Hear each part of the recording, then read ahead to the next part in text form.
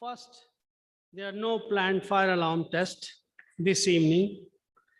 If you hear the fire alarm, please leave by the nearest fire exit and make your way to the agreed assembly point, which is St. John's Churchyard of Druid Street. Council security staff will be available to direct you. The toilets are located to the side of the room on my right and also of the main reception area. Please, can you switch off your mobile phone to silent? Thank you for your cooperation. It has been 1 year since the start of the war in Ukraine, and Turkey, Syria, and the Kurdistan region have been struck with multiple earthquakes in the past fortnight. In memory of human struggle and loss, I would like to ask for 1 minute silence. Can you please stand up?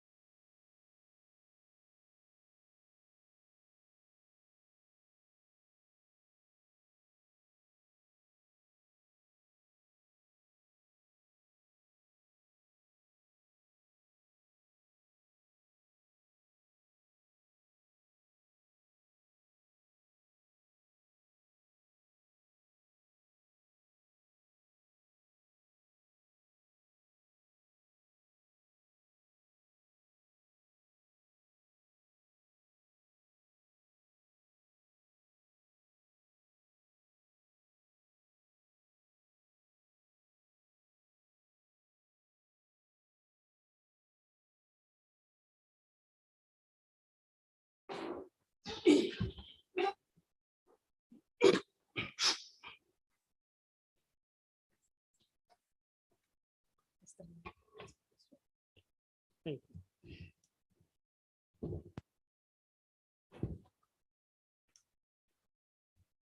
We are sad to hear that Duncan Whitfield, the strategic director of finance and governance, will be leaving us after 18 years of service.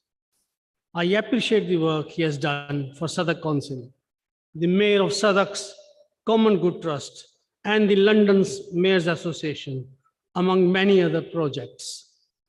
This is his last budget for the council. I would like to offer the groups an opportunity to say a few words. Councillor Kieran Williams. Thank you, Mr. Mayor. So this evening we'll be setting our budget, one of the most important things we do as a council. It's my 9th time as a councillor, but one person in this room has been doing the hard work, as was just said, for 18 years. Duncan has done amazing things with our money over that time. Now, if you went up to Duncan's office, you might think he just likes collecting teddy bears. But Duncan is much, much more than that. He's seen us through good times and bad. 7 prime ministers have come and gone in his time looking after our money. He's a national figure, respected in the Treasury, respected across councils. He hasn't just worked on our finances, he's helped many other councils across the country do the same. Former president of the Association of Local Authority Treasurers, an OBE, and so much more. But for us in Southwark, it's much more important than that. All the things we do are only possible when we spend our money wisely. We only get to build the homes, open the libraries, deliver the new leisure centres, create the parks, provide social care for people, if we can pay for it. And we've only been able to make our money stretch so far because we've had a fantastic finance team behind our council, a finance team led by Duncan for 18 years. So Duncan, I know you'll want to go off and play golf as one of your many loves, but I also know you'll want to go off and help councils across the country. I'm sure you won't be able to stop giving your expertise to local government. But I think from everyone in this room, we want to say a huge heartfelt thanks for the work you've done to help us do everything we do for the people of Southwark. Thank you, Duncan.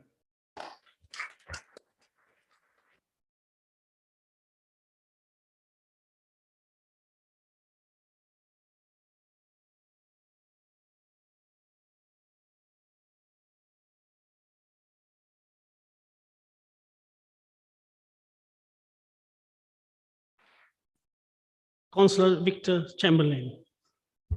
Duncan, on behalf of the Liberal Democrat Group, I'd like to echo the comments from the Leader of the Council. It's been an absolute personal pleasure to work with you over the last 5 years, but I know our group has really appreciated working with you over the last 2 decades. Current and former members of OSC will know how laborious our full day of scrutiny is. The fact that you've endured 18 annual budgets is to your credit and a shining example of your endurance and dedication. You've always been extremely warm and easy to work with, even when dealing with some of the most complicated and dry situations. You set a shining example for working with integrity and impartiality. I've always valued your fair advice and your honesty, and I'm especially grateful for the support that you've provided this year and in previous years to the opposition group to put forward legal, fully costed and implementable alternative budget proposals like the one we see this evening. Your ability to understand members is exceptional, and your ability to put a good positive spin on things could put members of this council to shame. You've steered this council through some of the very toughest years and through great uncertainty and turmoil. No one here, whether a member or officer, came into local government to make cuts. The fact that our finances remain so robust after years of austerity is a credit to you.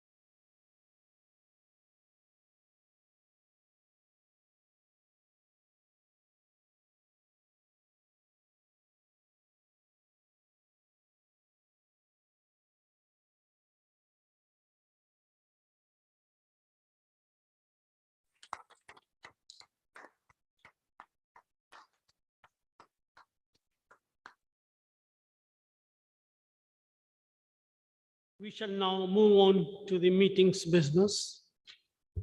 I wish to remind everyone that we are required by law to take a recorded vote at the key budget decision meetings.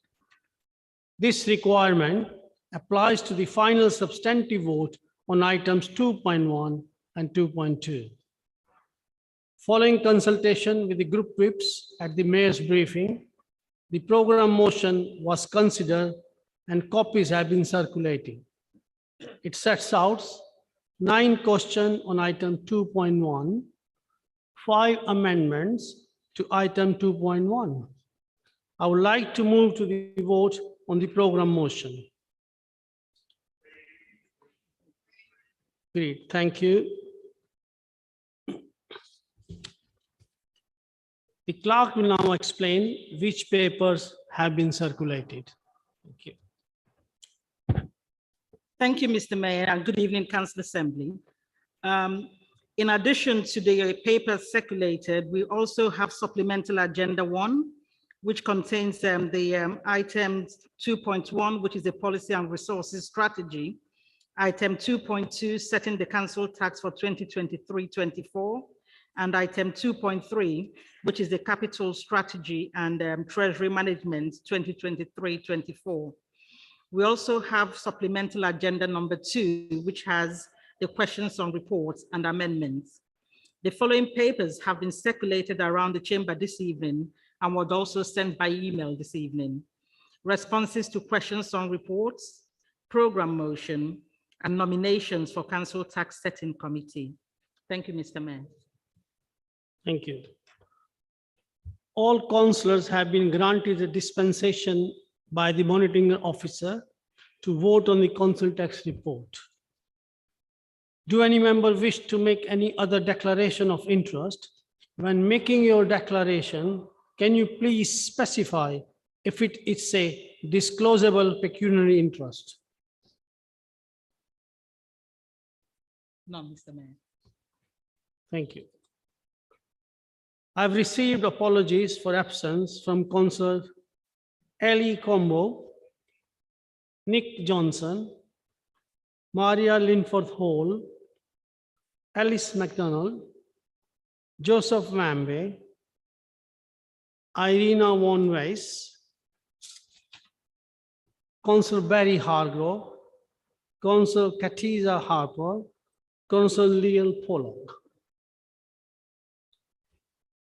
Are there any further apologies?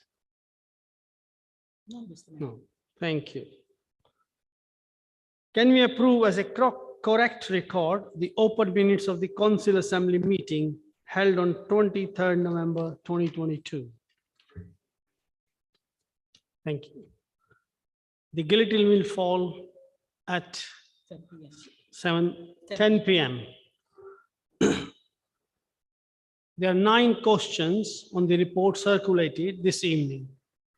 I will ask each member who has submitted a question if they wish to ask a supplementary.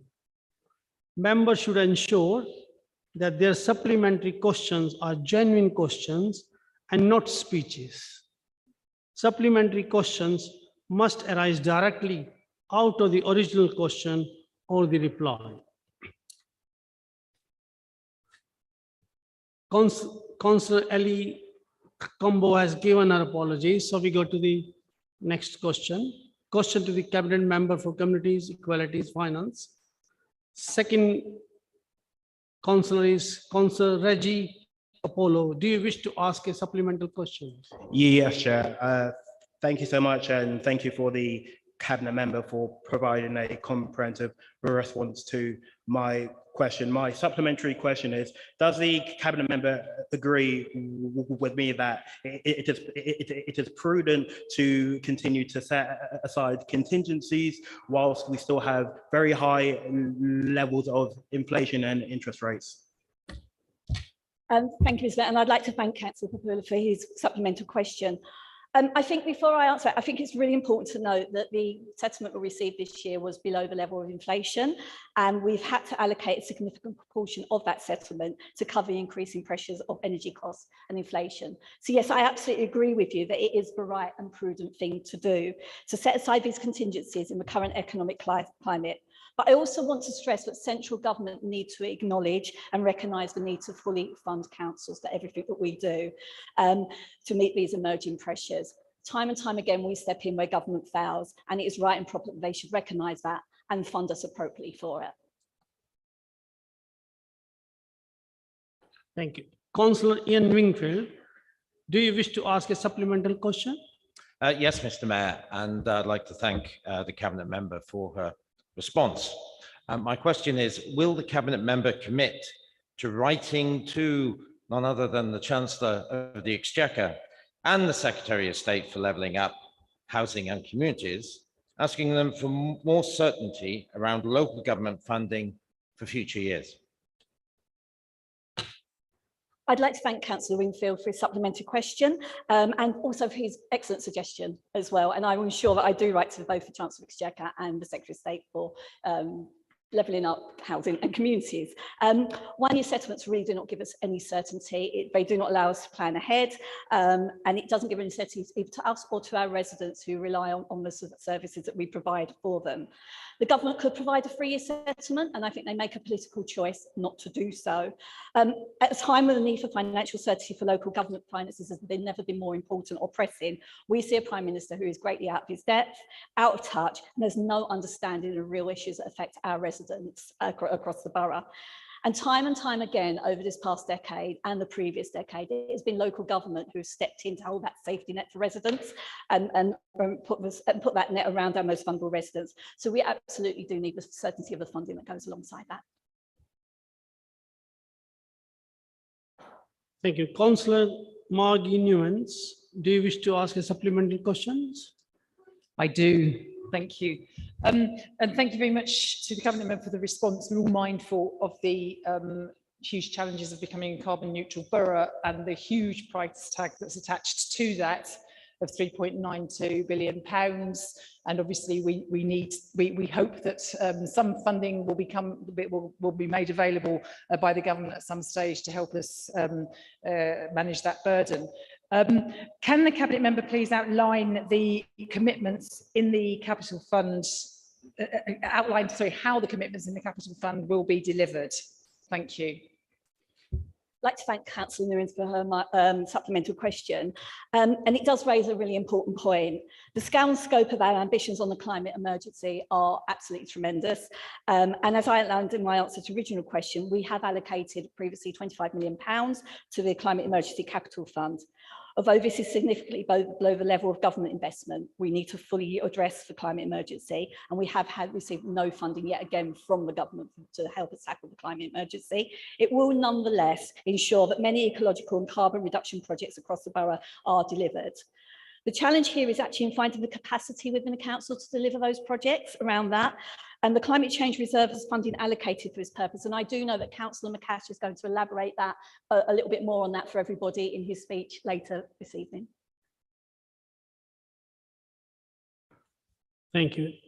As Councillor Joseph Wamby has given his apologies, I'll ask Councillor Suzanne Aberture, do you wish to ask a supplemental question? No, I don't. Suzanne? No, I don't. Councillor Victor Chamberlain, do you wish to ask a supplemental question? Yes, thank you, Mr. Mayor. And thank you, the Cabinet Member, for her response. I do know that the response doesn't acknowledge that just 3 months ago, we all sat here and listened to a Labour member lay out the really strong case against expanding free school meals to secondary school pupils. I'm extremely grateful that the Labour Council has seen sense and is now committed to expanding free school meals as the Lib Dem suggested in November. And hopefully that's a sign of things to come this evening, that Labour members will be listening to sensible suggestions from this group. My question is whether the Cabinet Member can commit to offer a cast iron commitment that through this commitment tonight, that free school meals will be offered to all Southwark secondary school pupils in the borough. I'd like to thank Councillor Chamberlain for the supplemental question. Your recollection of that meeting is totally different to my recollection. It was around the one when we were debating around the cost of living crisis, and I think in my summing up, I did commit to looking at how, if we could, it was possible to do that. I was also want to say, you know, due to the actions of a Labour Mayor of London, who has took it upon himself to actually address school hunger. But we are now in a financial position where we can look to make sure that no child goes hungry, whether you're in nursery, primary or secondary school around that. At this stage, we do not know what amount of funding we will get from that.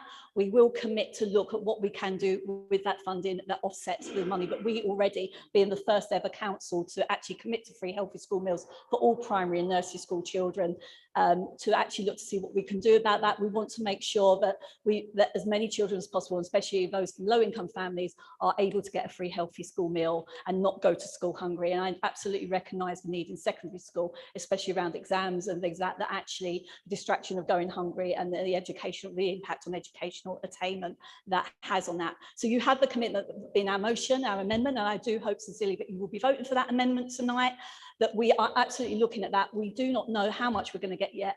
Once we do know what we're going to get, we can work through to see what that does look like for Southwark around that. But I think, you know, as I said, we are in a position where we are already ahead of the game in the fact that Councillor Allen and Councillor Mills, when she was the Cabinet Member for Children and Schools, led through on free healthy school meals. We also need to make sure we continue the commitment to nursery school children. That's really, really important. But the commitment I can give to everybody here in the chamber this evening is that we will do what we can to make sure that no child goes hungry at school.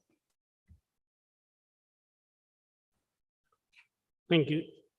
Councillor Rachel Bentley, do you wish to ask a supplemental question? I do, Mr. Mayor.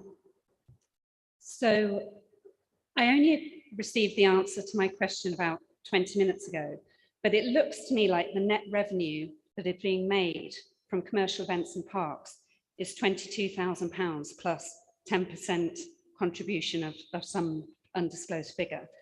Does the Cabinet member agree that it is entirely reasonable to ask whether such a sum is really worth denying and disrupting the access of thousands of residents across Southwark to public parks, when these parks represent the back gardens to many? I'd like to thank Councillor Bentley for her supplemental question. I do think it's really important to stress that when we do hold commercial events in parks, there is still access to our parks. We do not close the whole park. There is still access to facilities within those parks as well. We have 5 key strategic parks across Southwark where we look to potentially hold commercial events. And those events help fund our cultural celebration grants. So the answer I have to give back to you is, which of those grant the funds that we give to organisations to run community events would you like us to stop if we do not hold commercial events in parks? Let me know, let Councillor Rose know, and we will tell those organisations we will not fund you anymore because we cannot, because we do not get that income from commercial events.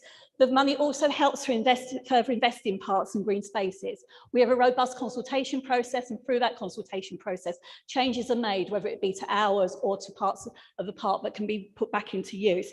And then a really good example of that is the MK Pop Festival in my ward, in Southwark Park in my ward, where we actually had a community fund where 7 organisations had been funded through that community fund to help provide events or enhancements to Southwark Park as well. So actually, no, I do not agree with you on that. I think the commercial events in park are a very important part of our income, and they help deliver some of the things that we need to help support our diversity through our Southwark Stands Together programme. We have a commitment to diversity and celebration events around that helps to foster that. It helps to invest in our parks as well, and it helps further more community funds to actually enrich our residents' lives. Thank you. Councillor Jane Salman, do you wish to ask a supplemental question? Thank you, Mr. Mayor, I would. I'd like to thank the Cabinet member for her response. It's mentioned in the response that there's no evidence of a correlation between increased charging and the level of fly tipping, but we're now in a major cost of living crisis. So my question is, what is the justification for this huge increase in the charge for bulk refuse in these extremely difficult financial times for our residents? You will leave them in a position where they will be thinking, I'd rather dump all my stuff at the bottom of the stairs than pay such a huge increase for the council to collect their bulk refuse. What's the justification now? So I'd like to thank Councillor Salmon for her supplemental question.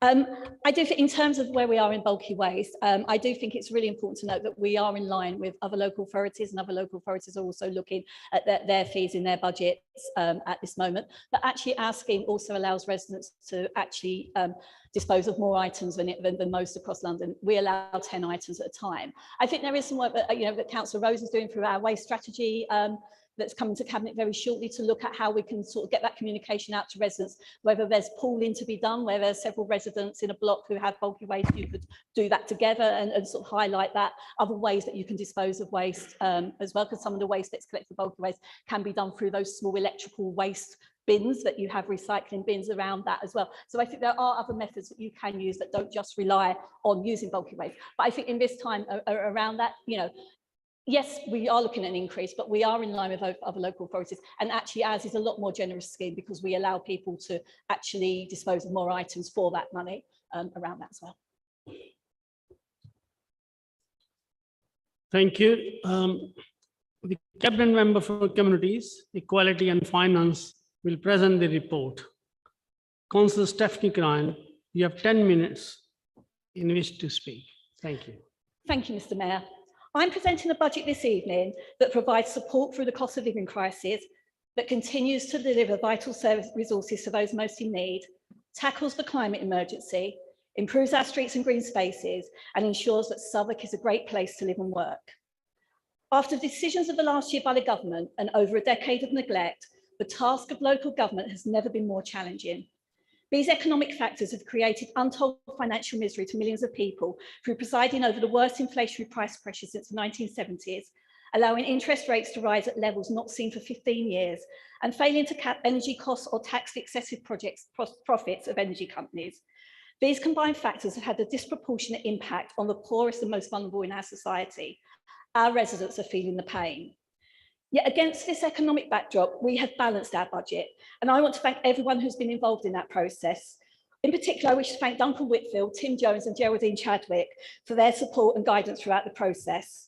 I want to thank all of my cabinet colleagues who have continued to find innovative solutions to efficiencies and finding different ways to spend money well, and to all of our strategic directors and their teams for their support for the budget process. And I'd also like to thank Overview and Scrutiny Committee members, and in particular Councillor Whitfield, who's spent 2 days reviewing the budget. We've taken on board all of your recommendations, and I'm proud to say that the budget you have before you has been strengthened through this scrutiny process. We started this budget process in July with a budget gap of £24 million, the largest funding gap since austerity began.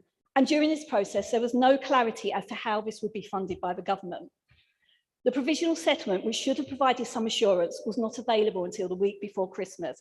That really is no way to plan for the longer term. And the short-termism of local government funding has to stop, and we need more certainty for future years when funding settlements are announced. Councils have already faced a decade of real term cuts, with London facing a larger cut than the rest of England. And for Southwark, we have lost over £146 million in cash terms. The last 3 years have seen some cash increases in funding, but that's mainly been to support the impact of COVID-19 and more recently specific ring-fence funding for the cost and demand pressures facing social care. Funding has certainly not recovered from austerity. Whilst this ring-fence funding is welcome, it does put more pressure on us to find funding for non-statutory services that our residents value. And shamefully, once again, we have received no government funding for supporting those in temporary accommodation or for the impact of climate change. And we continue to use our own resources and creative policies to mitigate the long-term impact of this neglect and short-sightedness. Tonight, I'm presenting a budget to help deliver our key priorities, as well as address emerging pressures. A budget that helps us to deliver on the key promises we have made to our residents, and one that continues to protect those that need our support. We have ensured that we have addressed the emerging budget pressures and invested in the future of Southwark, as well as putting aside money to help those residents through the cost of living crisis. We set up a Southwark cost of living fund this year, and we are committed to continue this support next year with a one-off payment of £750,000 into the cost of living fund. Each year we have to make difficult decisions, but each year we invest in our residents and our environment. Our priority this year has been to support our residents through the cost of living crisis, whilst ensuring we continue to deliver high quality services to all residents and businesses who live and work in the borough. We've taken the decision to increase council tax this year, and this has not been an easy decision to take. But ongoing cuts to local government funding and the increasing cost and inflation pressures means that we'll be facing a budget gap of £6.5 million if we did not do something. It's not something we want to do, but council tax in Southwark will remain low, and we will continue to ensure that we keep this promise. But we will also ensure that the council is financially stable and sustainable. We are a financially well-run council, and we will continue to be so in the years to come.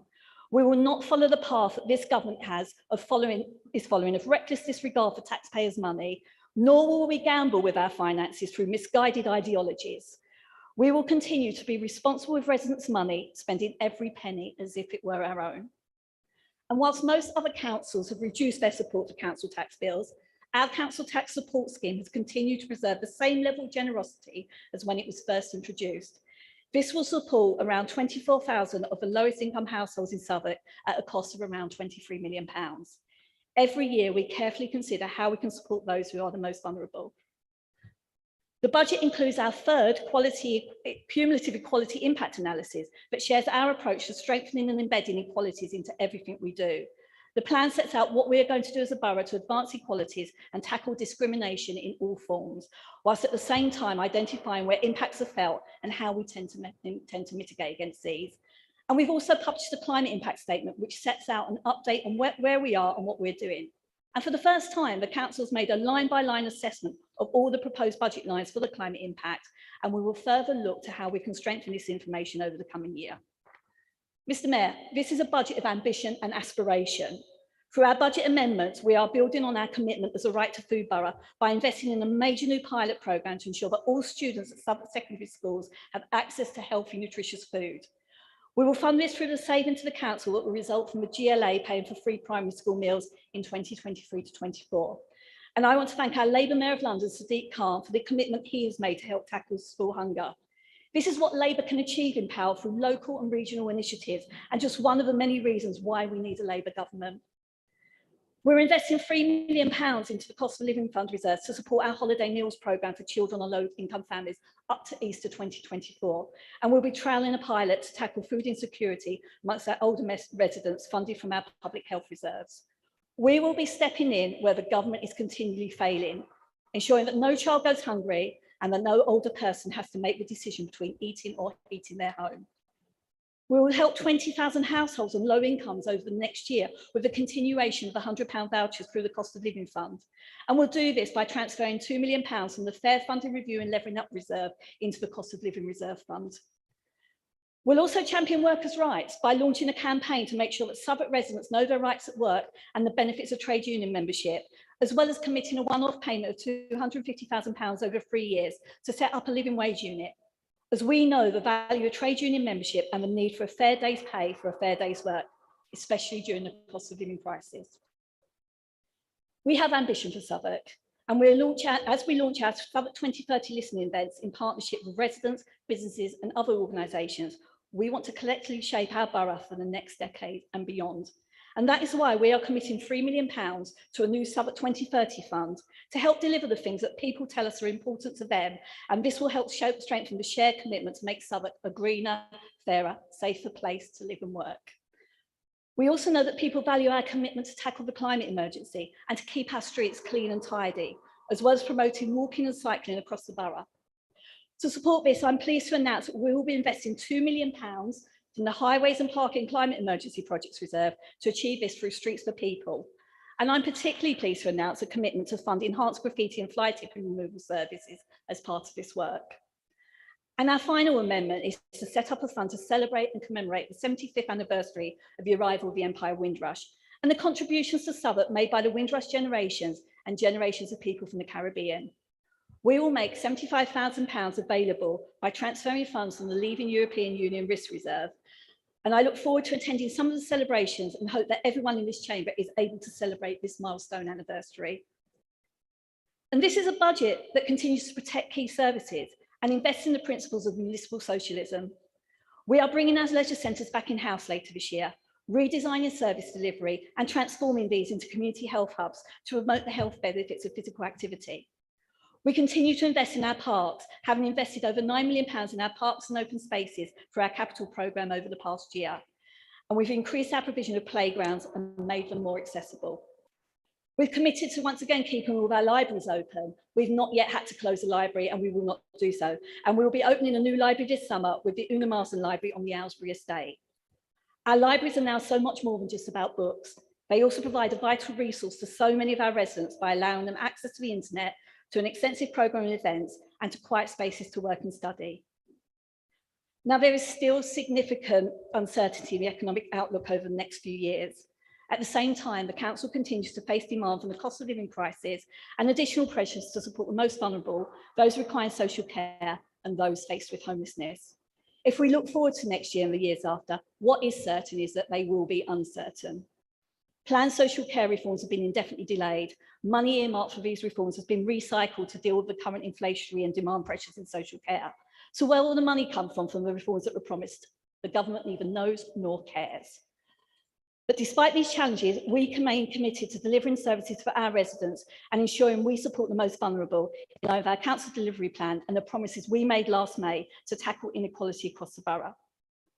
As I said earlier, this is an aspirational and ambitious budget, and I recommend it to Council Assembly.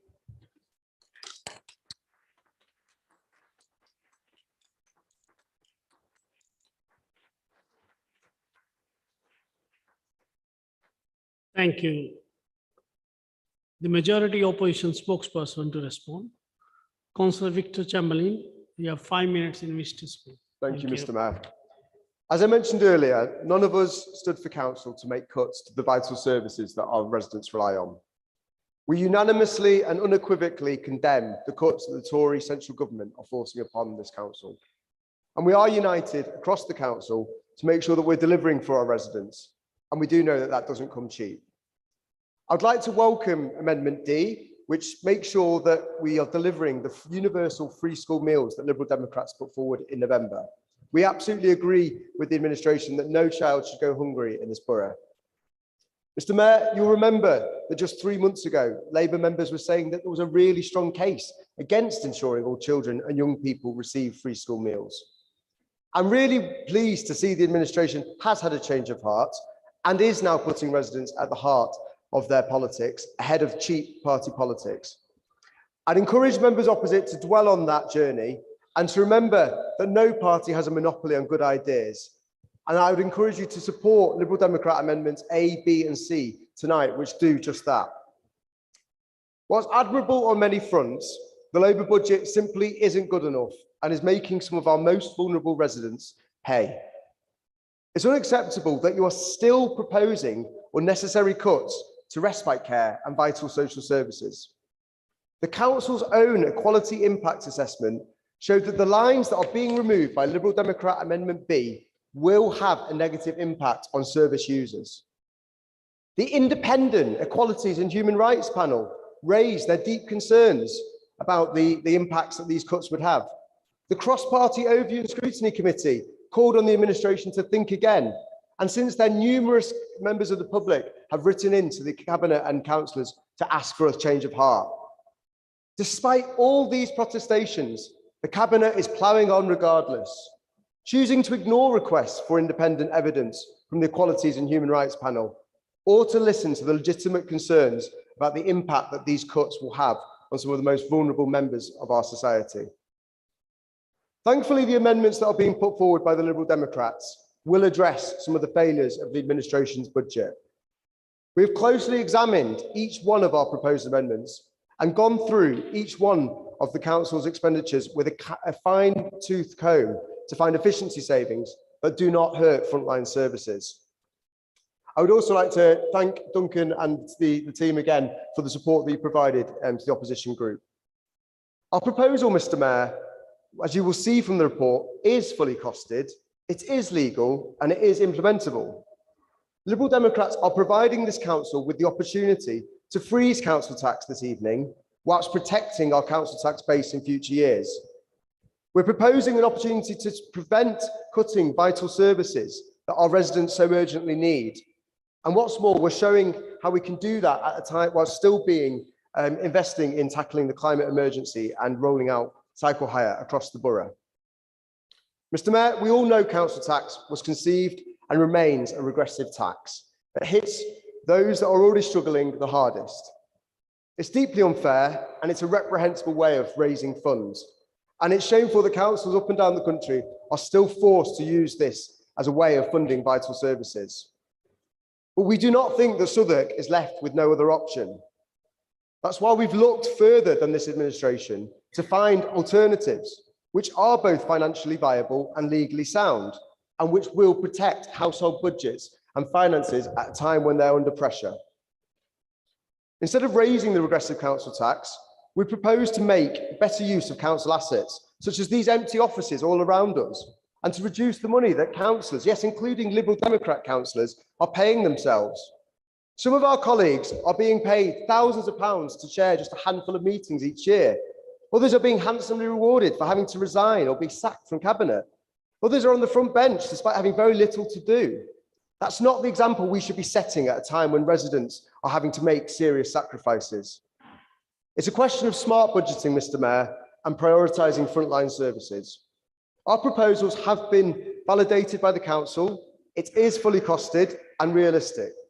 There is nothing to stop all members of the council supporting them this evening to protect household budgets and frontline services. Thank you, Mr. Mayor.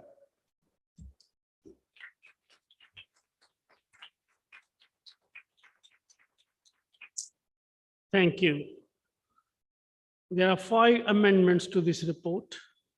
We will have a single joint debate on all the amendments. Councillor Adam Hood to move Amendment A. Thank you, Mr. Mayor. Now, I haven't been a councillor for very long, but I am able to cast my mind back to May 2022, and specifically Labour's manifesto for Southwark, which committed to keeping council tax low. I was therefore astounded to see a line item in this budget raising council tax by the maximum allowed of 4.99%.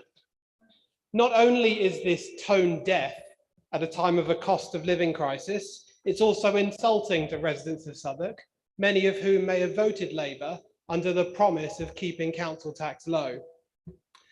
Where Labour seem to be happy to let you down, the Liberal Democrats are on the side of Southwark residents. Our budget effectively freezes council tax and recognises we need to help residents by putting more money in their pocket rather than taking it away. Our proposal needs to be funded. We've done this through a number of measures. A couple of them would be to tackle the burgeoning size of the Labour cabinet, something I can only imagine is needed to keep various factions of a divided party on board. Now, Labour unity, I imagine, is very important, but I don't think it should come at the expense of our taxpayers. We'd also tackle the golden goodbye scheme. We don't think it's right that Labour councillors need to resign in disgrace, get to cash a cheque on the way out. It's disgusting and insulting. The truth of the matter is you don't need to raise council tax. You're doing it because you have the political cover of a Conservative government. It's cynical and it's wrong. I know that, and I think you do too. And I encourage you not to do it this evening.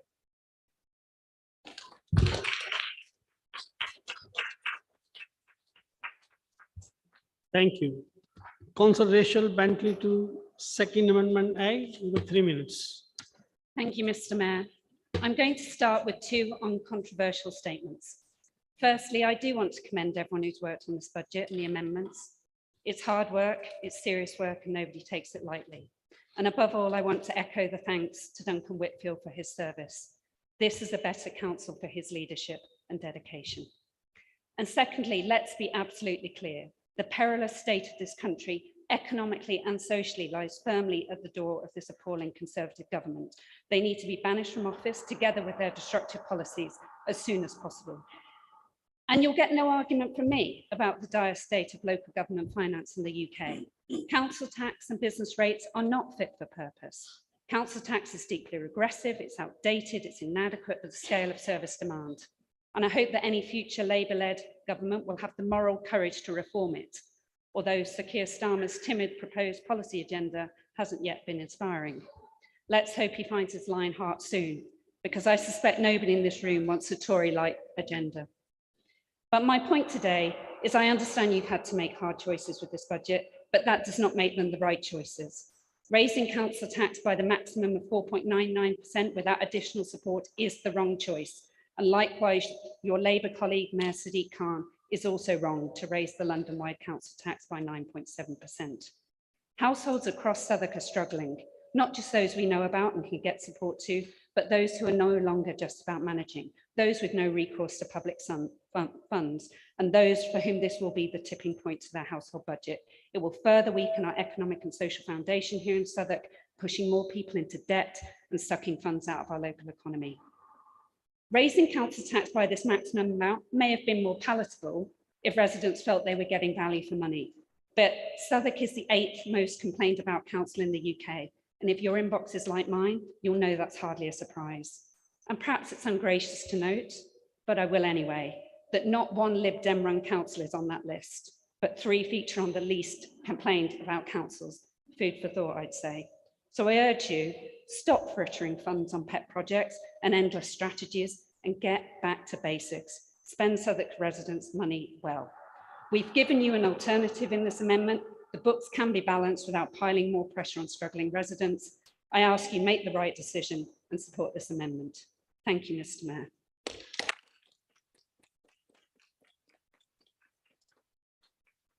Thank you. Councillor Emily Tester to move Amendment B. You got 3 minutes to speak. Thank you, Mr. Mayor. Today's budget that we have in front of us is not a budget for normal times, and our amendments reflect that.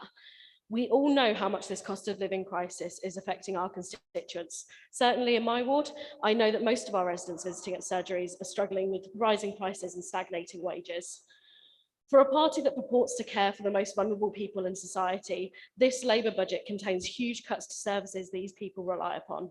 This is the same Labour Party that has been spending millions keeping Maydew House and my ward empty and now deciding to knock it down after the best part of a decade. And the same Labour Party that is now proposing to cut services to essential services during a cost of living crisis. This includes swinging cuts to respite care, a reckless cut when there aren't any alternatives that are suitable for people that need this. The Children's and Families Fund is also being cut, which you yourselves have recognised have potentially negative impacts on service users. The voluntary sector, which supported so many people in Southwark during COVID-19 and filled a lot of gaps in provision by this council, is also not receiving anywhere near enough support when the burden will be falling even further on charitable organisations during this crisis. The Independent Equality and Human Rights Panel in Southwark has raised serious concerns about the impact of these cuts on the most vulnerable groups in Southwark. And I think that this is a panel which is independent, we should be listening to. Our amendments look to reverse these damaging cuts, looking to find efficiencies elsewhere, as well as using our emergency resources for the exact purpose they were created for, this cost of living emergency. We all know that councils' budgets are being squeezed, and we absolutely understand the financial pressures being forced on the council by this inept and uncaring Conservative government. But it's simply not fair or right to balance the council's books by cutting services needed by the most vulnerable people in Southwark. You have an opportunity here to rise above the rhetoric of national versus local or red versus yellow and take our costed suggestions, which will have a real impact on those who are most affected by the cost of living emergency. And I do hope that you'll consider some alternative ideas for once.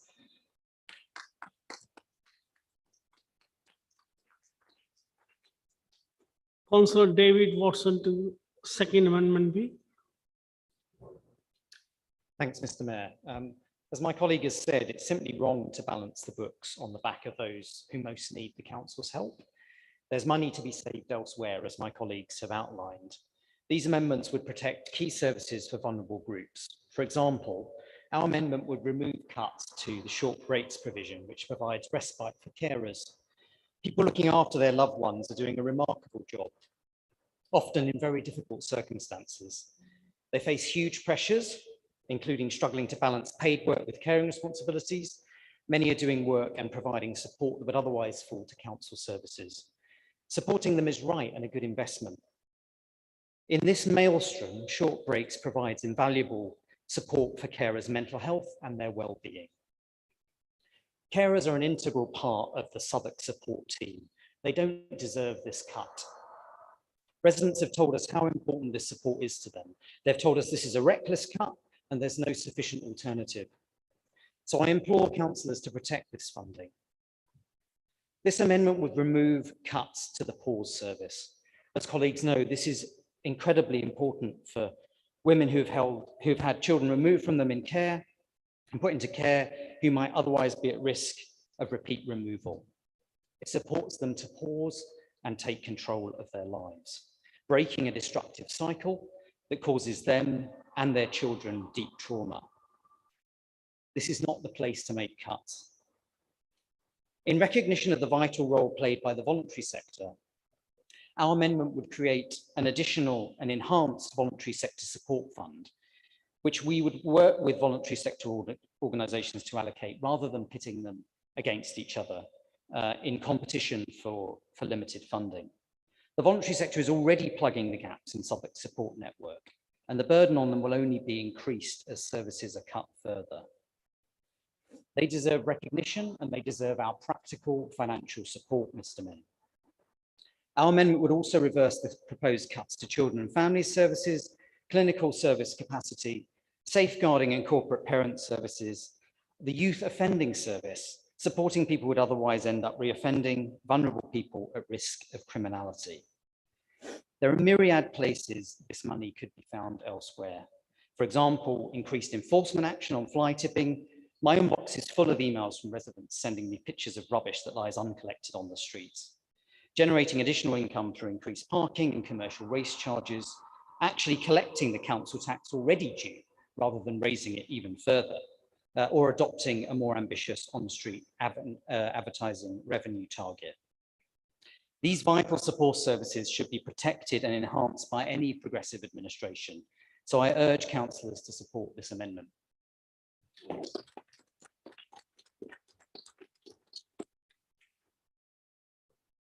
Councillor Graham Neil to move on Amendment C. Thank you. For 3 minutes. Thank you, Mr. Mayor. Amendment C offers a tangible method to increase cycle use in our borough. Please support this amendment. Thank you, Mr. Mayor.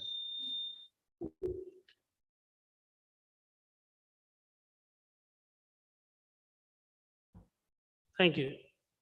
Councillor Hamish McClellan to respond to Amendment C. Oh, second. Thank you, Mr. Mayor.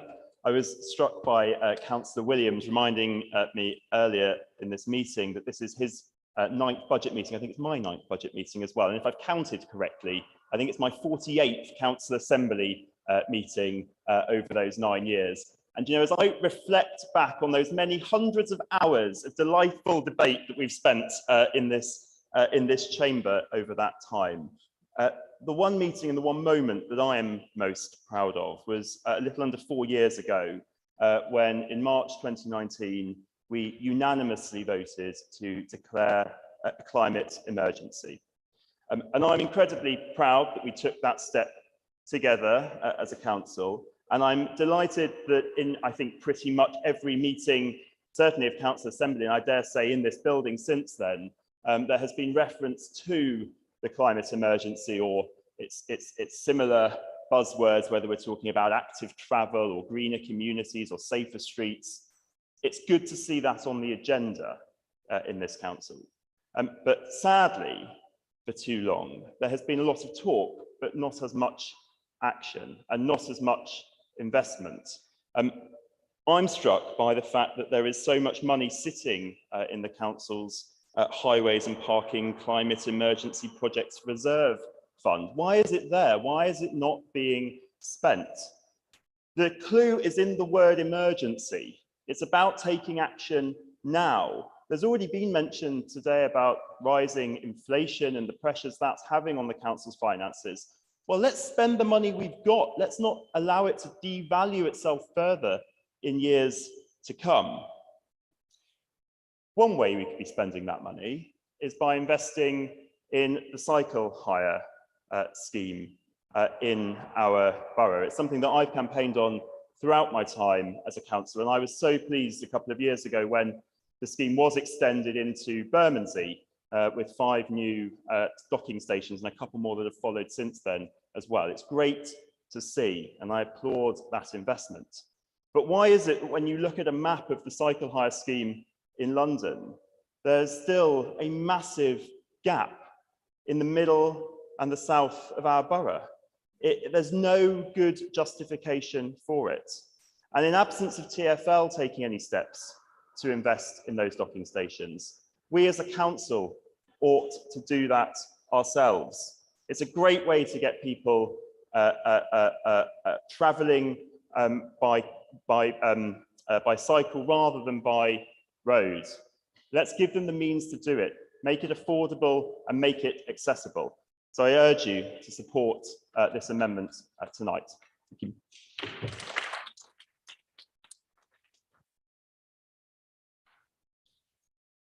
Councillor Jasmine Ali to move Amendment D. Thank you, Mr. Mayor. Before I begin, I've just 3 things to do, and that is to salute Duncan and his awesome tea, to thank Councillor Cryan and congratulate her on her first budget. What a time to do your first budget in the middle of a crisis, and you did it.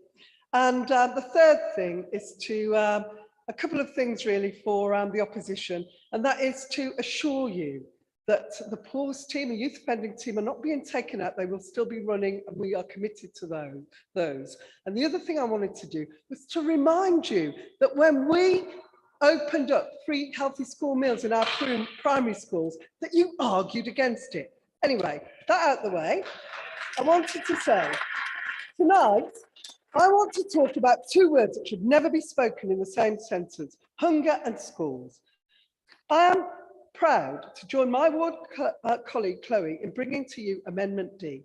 In Southwark, we took the decision to introduce free universal school meals, and the results have been phenomenal. We have gone from joint bottom to 98% Ofsted good and outstanding. And now, with the cost of living crisis bearing down on our families, I've been working with you and I've been working with officers in order to find ways to combat hunger in secondary schools. I've established a working group. Many of them are sat around Duncan now, and we are already assessing options that we can identify low-income households on universal credit who are not currently entitled to preschool meals. And that has not been easy. If you earn over 7.5K, your children just can't get preschool meals. So ministers do not want to share this data. But I'm pleased to report to you, after an enormous amount of work, that I can tell you categorically, we can do it, and we will drive hunger out of Southwark secondary schools. And we have the infrastructure. Do you remember when the Tories turned off free healthy school meals in the holidays? None of the councils could cope with it, but we managed to turn it on there before the final recess bell rang. Okay, and now here comes the cavalry. Good old Sadiq. Sadiq's announcement this week to roll out school meals in all London primary schools will be a massive help. Sadiq's investment frees up the money that we were previously spending on primary meals. Now we can direct it to secondary meals. Some councils, do you know that some councils are worried that he's only promised it for a year? Well, actually, don't you think that the government should be picking up the tab? But if they don't, I'll say it on record, I can't imagine a Labour mayor turning it off. It's a gift horse, it's an open goal. Don't look it in the mouth and don't kick it over the bar. Every parent, every constituent, every voter, damn it, every child will understand, because there is nothing more important than feeding children, for learning, for cohesion, for health, and oh God, for children, it's just a right thing to do. Agree this amendment and we will find the best way to deliver free school meals in our secondary schools. We're working out the figures now. It may not be possible to stretch 3 million to the 5 million. Why is it always 5 million? To, do universal in secondary schools. I'm telling you now that it may not, but we know we're known for our flagship policy for preschool meals. 1 second, and that is we can recover anyway, because guess what? Kids that aren't hungry do better at school. I know you know it's the right thing to do. You've told me enough, so let's do it.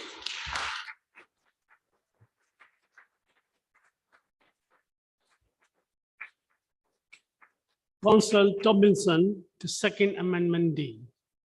I want to start by thanking everyone who's been campaigning from the grassroots up for the right to food and for an end to child hunger. In one of the richest countries in the world, nobody should be going hungry.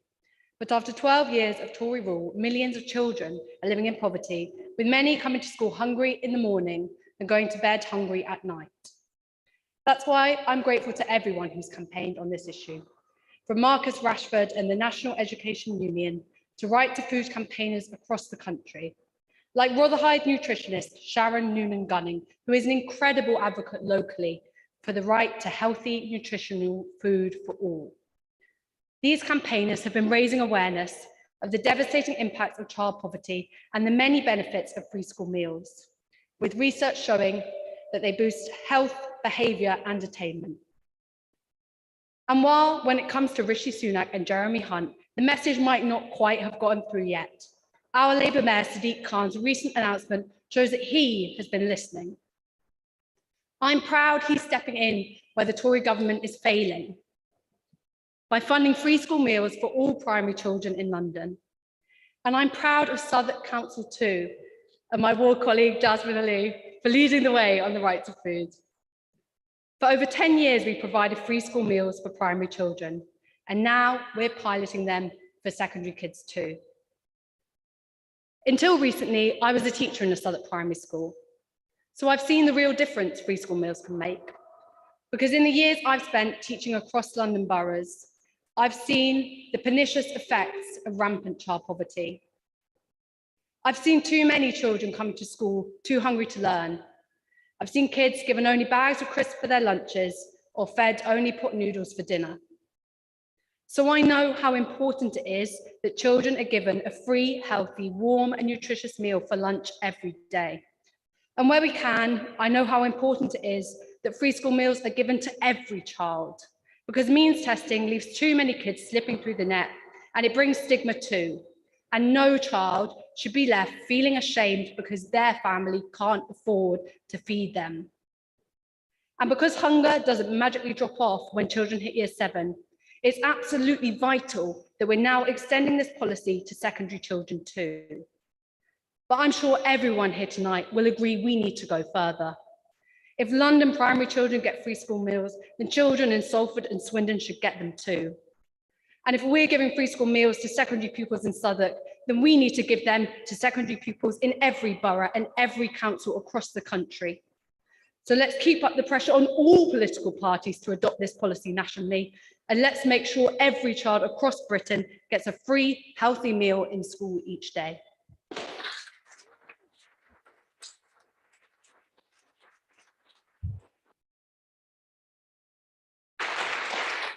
Thank you. Councillor Kimberly McIntosh to move Amendment A. Thank you, Mr. Mayor. It's been a difficult winter for many of our residents as the cost of living crisis has continued to bite. When I knock on a door or a resident walks into our surgery and tells their story, it is clear this government must come to an end. But the council has stepped up to support residents who are the most impacted by increasing prices. We've paid out 30 million to households in the greatest need through the Southwark Cost of Living Fund and other initiatives. And this budget has already committed a further £750,000 to the Cost of Living Fund. Through our community referral pathway, we've got an emergency cash to low-income residents by partnering with the local voluntary organisations, community groups, and public services. Last year, we expanded the pathway to include Southwark schools, of which Surrey Square School in Faraday Ward was one of the first to sign up. These £100 payments have been a lifeline for 14,000 residents bearing the brunt of the cost of living crisis. And our approach has been featured as a case study by the Local Government Association for other councils to learn from. That's why, in this amendment, we want to extend our help for Southwark residents by supporting an additional 20,000 households facing financial hardship with £100 cost of living awards. And that's not all. We will also support our older residents by investing £100,000 in a food security pilot. Because later life should be a time of security, not vulnerability.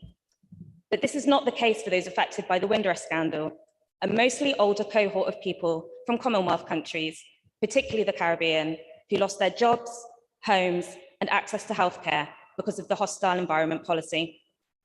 The council will continue to hold the government to account, and we will stand in solidarity with everyone who has suffered and continues to suffer this grave injustice, who awaits compensation or is too afraid to come forward for fear of deportation.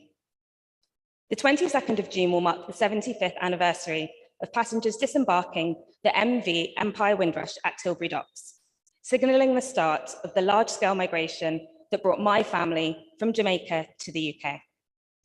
This is not a marginal event. It is Britain's national story. Southwark has already commemorated Caribbean pioneers in Southwark, including the new Una Marston Library and the soon-to-open Harold Moody Health Centre in Faraday Ward. That's why, in this amendment, we will launch a new Windrush Commemoration Fund of £75,000 to celebrate and commemorate the contributions made by the Windrush generation and their descendants in Southwark. I hope you'll join me in supporting Amendment E to reaffirm our support of the Windrush generation and extend our support to our low-income residents.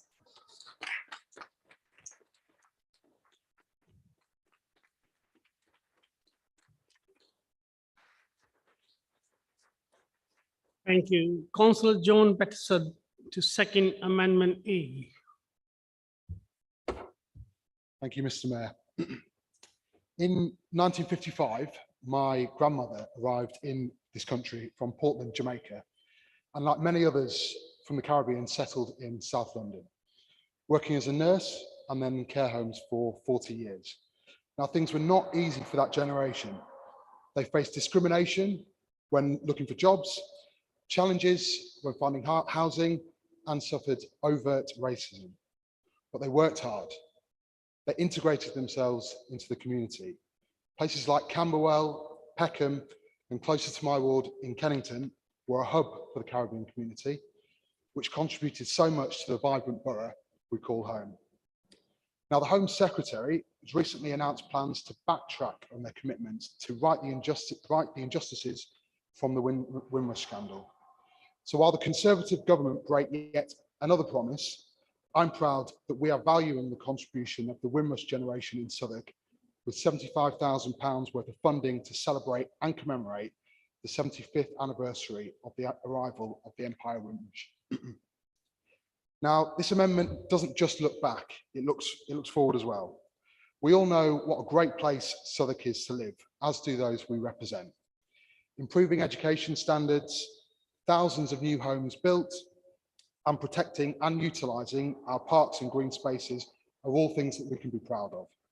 But there's much more we can do.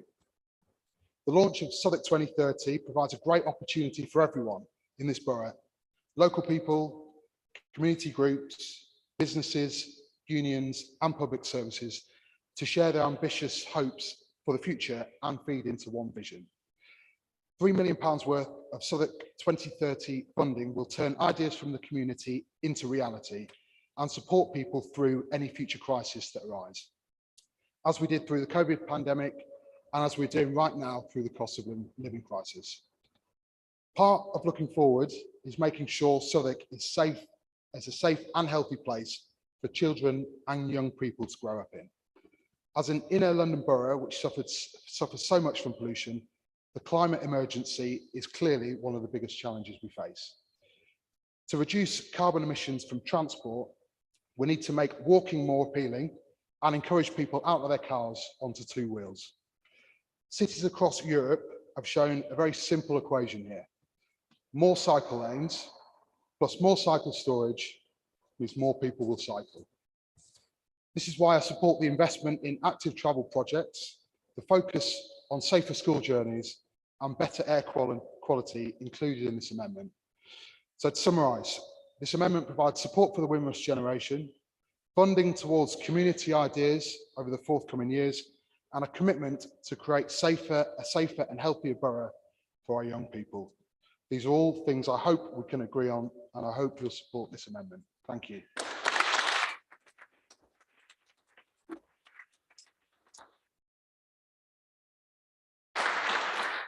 Thank you, Councillor.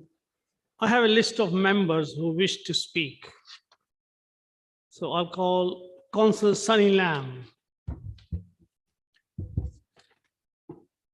Thank you, Mr. Mayor, and thank you, Cabinet Member, for allowing me to speak on this same debate. In fact, I really want to commend the Cabinet Member for presenting a balanced budget. We all know how challenging it has been over the last few months. As a matter of fact, it didn't start just 12 months ago. It starts almost 13 years ago, when the Lib Dem joined the Tories to form the coalition government. They told us we're in it together. Are we? No, we haven't. And the recent COVID incident proved that, where most of the budget, most of the contracts went to their friends. So this cost of living challenges we're all facing, it hasn't started just in the last 12 months. Actually started almost 13 years ago. So I commend the Cabinet Member for even finding the money to introduce some of these progressive, bold, interesting policy initiatives. Cost of living fund that be extended to support a further 20,000 households. £100,000 to be invested in new food security. £75,000 for the 75th anniversary of the Windrush. And most importantly, the continuation of extension of the free school meal to secondary schools. These are bold, courageous policies, despite the challenging financial situation we find ourselves.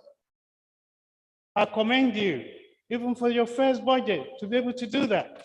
But may I also remind you, I was walking down East Street yesterday, and I met some businesses who feel that we need to do more as a party of business. You know, the tourists cannot tell us they can manage the economy better than us anymore. We have seen that over the last 10, 13 years. So they lost the argument. So what we need to do now is to prove from Southwark that we're the party of business, we're the progressive one, and we're the ones that will make sure everyone is never left behind in everything we do, and we support them. So I congratulate you, and thank you to Duncan. You'll be going, and thank you for working with us to achieve this bold, courageous, balanced budget. Thank you.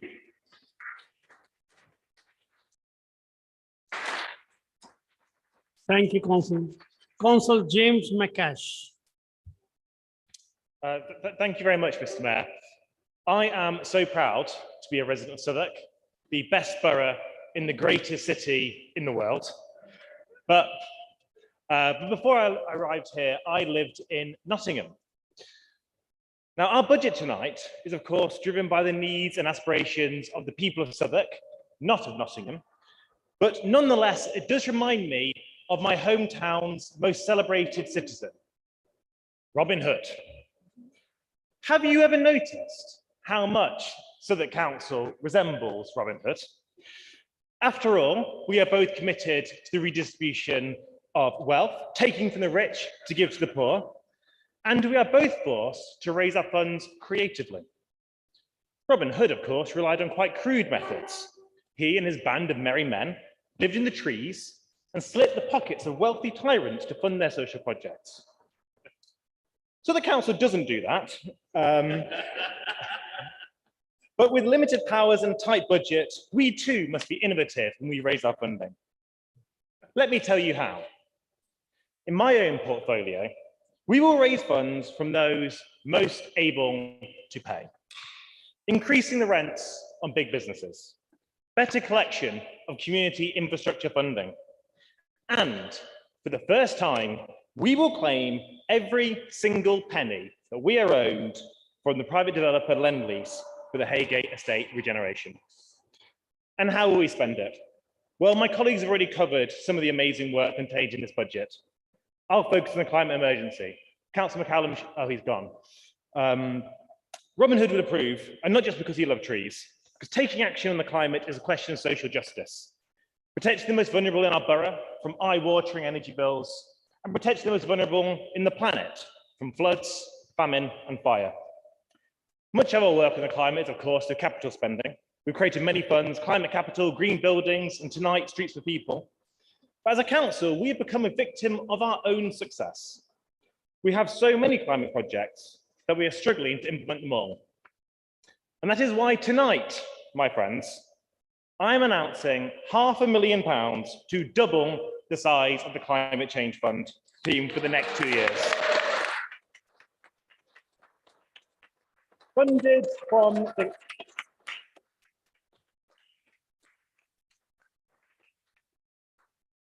the Climate Change Reserve, these posts will increase our capacity for projects in biodiversity, community energy, climate adaptation, and much, much more. This vital work will not only preserve our natural environment, it will protect the most vulnerable in our borough and across the globe. So tonight, Southwark Council, we do not need to be from Nottingham. We do not even need to be dressed in green. If we want to channel Robin Hood's principles, we must do just one thing: Vote for Southwark Labour's socialist budget. Thank you.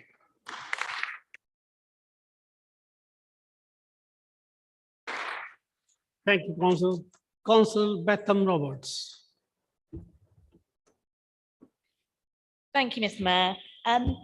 This isn't the budget any of us would like to be voting on this evening, but the sad reality is that after 13 years of Tory and Lib Dem austerity, our funds have been cut to the bone. The Lib Dems say they're on the side of the people of Southwark, but they're the party who, in return for tougher sanctions on people claiming benefits, got a 5p charge on plastic bags. I'll take no lessons from them. And I'd like to pay tribute to colleagues who've worked tirelessly on doing all that they can to make sure that services for residents are protected and that needs of some of the most vulnerable in this borough continue to be met. In Rotherhithe, as across the borough, people are struggling to pay their bills, to pay their rent, to pay their mortgage, and for essentials like food. The cost of living support the council have put in place is providing a lifeline for many of those people.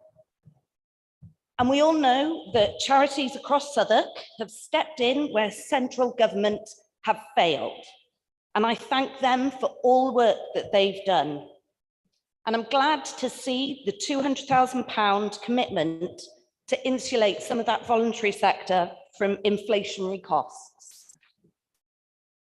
But the paltry amount coming from central government demonstrates the desperate need for a Labour government in Westminster, a government delivering fair funding for councils, which will allow us to continue to innovate and invest and make people's lives better.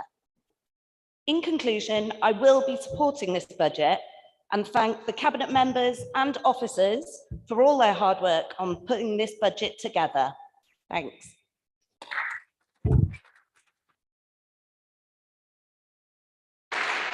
Thank you, Council. Council Richard Livingston. Thank you. It's already been said tonight that after 18 budgets, this is the final budget that Duncan Whitfield has worked on as this borough's strategic director of finance. I've worked closely with him on 8 of those, first as 4 years as opposition lead, and then 4 years as cabinet member for finance. And I have to say, of all the council officers I've worked with over my years on the council, Duncan is the one I've enjoyed working with most. Duncan, I know you'll be greatly missed by your department, by your colleagues, and by members across this chamber. And of course, by our local restaurants. Local lunches with Duncan were definitely memorable. Wherever we chose to go, I would virtuously order a soft drink. And wherever we chose to go, our server would then ask Duncan if he wanted another glass from the half-finished bottle of wine that they had invariably kept on one side for him. Duncan, I hope you're able to use the final weeks in Southwark to finish off those half-drunk bottles scattered around Tooley Street. And I hope you factored in the lost income after your retirement into this budget's business rate projections. Duncan's musical hero, Neil Young, said it's better to burn out than fade away. But Duncan, you're definitely leaving on a high. And to borrow from another Neil Young song, one of the reasons Southwark is not getting blown away in the hurricane of financial pressures have wrecked other councils, Northamptonshire, Thurrock, Slough, Croydon, is the role that Duncan has played in keeping our finances under control since he joined us in 2005. Through the banking crisis of 2008, the last 13 years of austerity, Brexit, the COVID pandemic, and the cost of living crisis, Duncan has advised administrations on how they can still make radical decisions: 3 healthy school meals, the living wage, the ethical care charter, the climate emergency strategy, the cost of living fund, whilst not putting the council's finances at risk. As a member, I've seen 17 of those budgets. And Mr. Mayor, I'm sorry to say, this is the very first time I've seen the Director of Finance have to state this amendment carries significant risk about an opposition amendment. Not once, but on 2 separate amendments we're considering this evening. That is why it'd be the height of irresponsibility for any of us to vote for amendments A or B this evening. I mentioned earlier the 13 years of austerity we've had to endure. Over those 13 years, government has stripped £146 million in cash terms away from Southwark. That scale of grand larceny by the Conservatives, and yes, by the Liberal Democrats, has left us sadly in a position where we need to make difficult decisions today about council tax, reducing some services and raising some service charges. Those are difficult choices that we'd all rather not have to make, but forced on us by those 13 years of austerity. But the alternative, putting our finances at the level of risks that Thurrock and Croydon have done, would ultimately be far more damaging to the people of our borough. So I urge you all to vote for this budget and for the prudent and sensible Labour amendments this evening.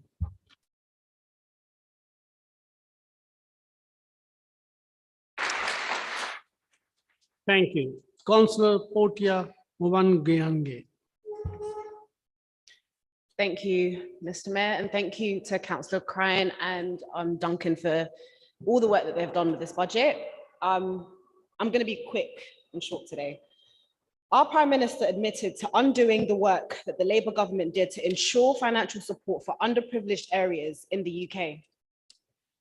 Because of this, since 2010, Southwark Council has lost over £146 million in cash terms. However, against this bleak economic backdrop, we have once again managed to balance our budget.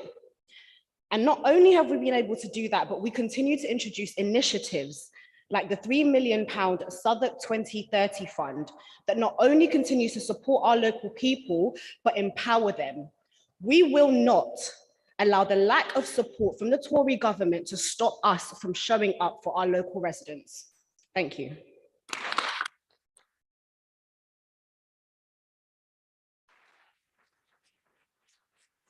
Councillor Cleo Sions. Thank you, Mr. Mayor.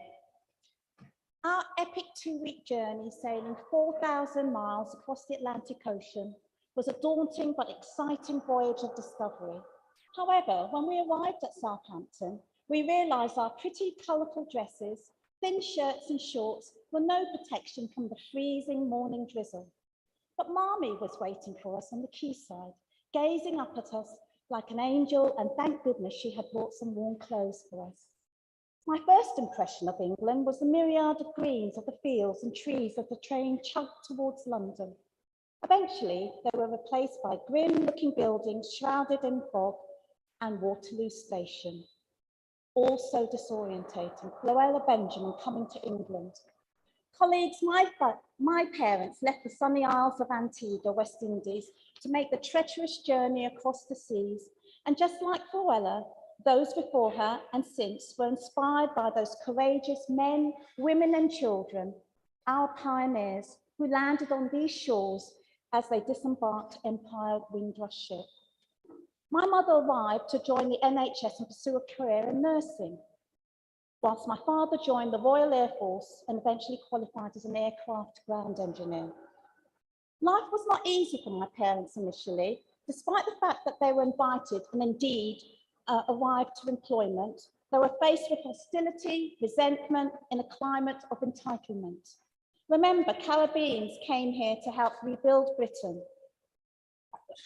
to work in the transport system, factories and the newly created NHS. But all that was lost in the mask of hatred and adversity. No coloureds, no Irish and no dogs. Where have we heard that before? But the insults were met with dignity and resolve. 75 years hence, there has been some progress with that greater understanding, tolerance and appreciation in the Windrush story, and the significant contribution my ancestors have played in the UK's economy over the years. We are now more aware of the plight endured by these brave souls holding tight to their grips, better known as the suitcases, has now been retold many times in our inner city schools. But I cannot progress without mentioning the ongoing despair associated with the Windrush scandal, when in 1973, changes to the UK's immigration policies meant that citizens of former British colonies were no longer granted indefinite leave to stay, the hostile environment policy. But tonight, I stand here delighted and proud that this Southwark Labour administration has identified a new fund to mark and celebrate the 75th anniversary of the arrival of the Empire Windrush. The £75,000 fund will be used to help our communities to celebrate this milestone anniversary. The invaluable contributions to Southwark made by Windrush generations, including the late Sam King, OBE, the first citizen of this borough, who spent much of his time in Peckham, my ward that I represent, and indeed the wider contribution of migrants from all corners of the world who have followed since. We said we deliver on our manifesto pledge to celebrate Southwark's rich diversity, funding local community groups to deliver events and festivals that showcase the multicultural histories, music, food and art of our communities. I can't wait, and I hope that you will stay with us all.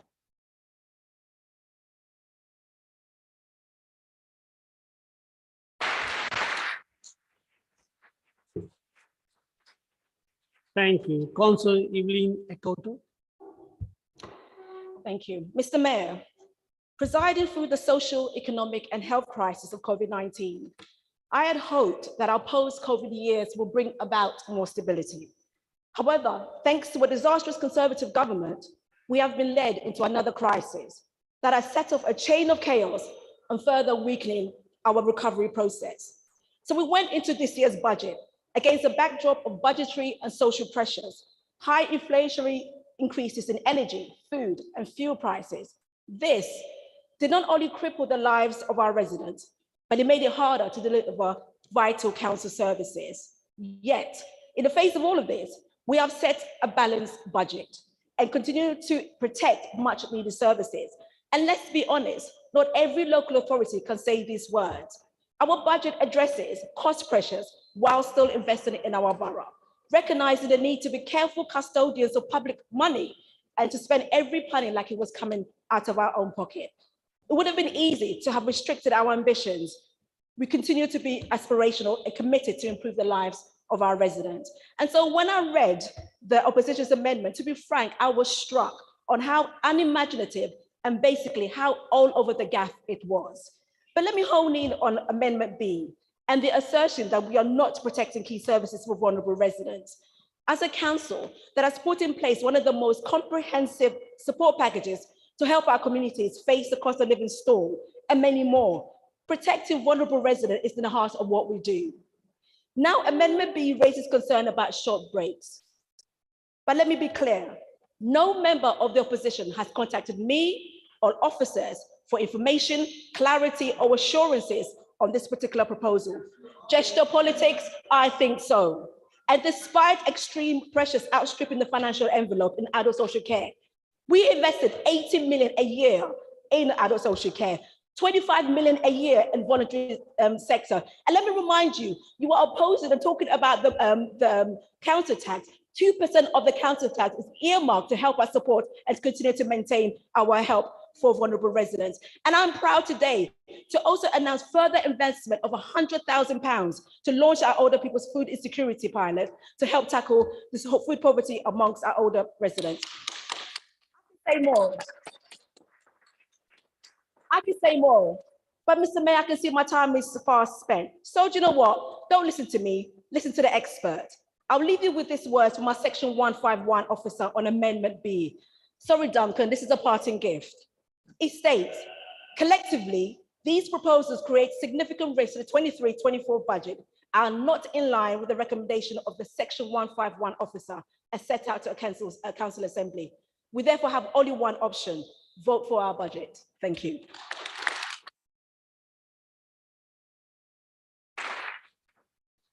Thank you. Councillor Catherine Rose. Thank you, Mr. Mayor, and I will be speaking in support of the budget and amendments D and E. At a time of national economic and political turmoil, our residents trust and rely on the stability, security, competence and care of a Labour administration that is truly on their side. A balanced budget must deliver a borough balance to meet the needs of us all, especially the most vulnerable. This takes leadership to make decisions about resources, efficiencies, and the redistribution of our funding in line with our values. It takes leadership to make changes to our public realm, our roads and our streets, to rise to the challenges we face in terms of congestion, air quality, public health, and offering real choices over travel, to reduce car use and to promote walking and cycling for those that can, and to enable us all to live in spaces that are good places to live, breathe, and thrive. Cars are vital for many with mobility issues, disabilities, and responsibilities for those that also share those conditions. But only 4 out of 10 of our residents have access or own a car. And people under 40 own fewer vehicles than any other age group. And the under 40s are our largest demographic group in Southwark. But the rise in traffic has made cars and not people the dominant force on our roads and streets, causing congestion between the spaces that occupy our roads and our networks and causing congestion around our homes. Public Health England estimate that at least 90 deaths a year in Southwark are related to air pollution of all forms. This budget allows us to work to restore quiet, safe, clean streets, making sure we all have ways to travel. But this work is not easy. But rising to the challenge is in our DNA as a borough. From Ada Salter and Bermondsey, reimagining urban streets and understanding the need for green spaces, trees, and its link to better air quality, to Jessie Burgess and her vision to plan for a truly 21st century urban park in Walworth. And rather than complain that we are seeing the commercialisation of parks, we are in fact democratising our parks and green spaces, all 106 of them, including our 5 strategic parks, improving access. But don't take my word for it, take the words of the Good Parks for London charity that gave us the highest ranking of all London boroughs last year for the quality of our parks, commending us on our public satisfaction levels, our health, fitness and well-being agenda, supporting nature and our community involvement work. And their recommendations also include exploring more events in our parks to allow even more community and commercial events to provide sustainable funding and futures for these spaces. So tonight, Mr. Mayor, our residents can see a choice between a Labour budget that looks to create healthier streets or the Lib Dem financial structures that are more Sesame Street. But as Kermit once reflected, it's not easy being green. And at least on Sesame Street, they had someone who could count. So this budget, this amendment puts resources to deliver cleaner, safer, healthier high streets, vibrant local market streets. It delivers quieter, calmer streets for residents. It provides more play streets, more schools. Time is up.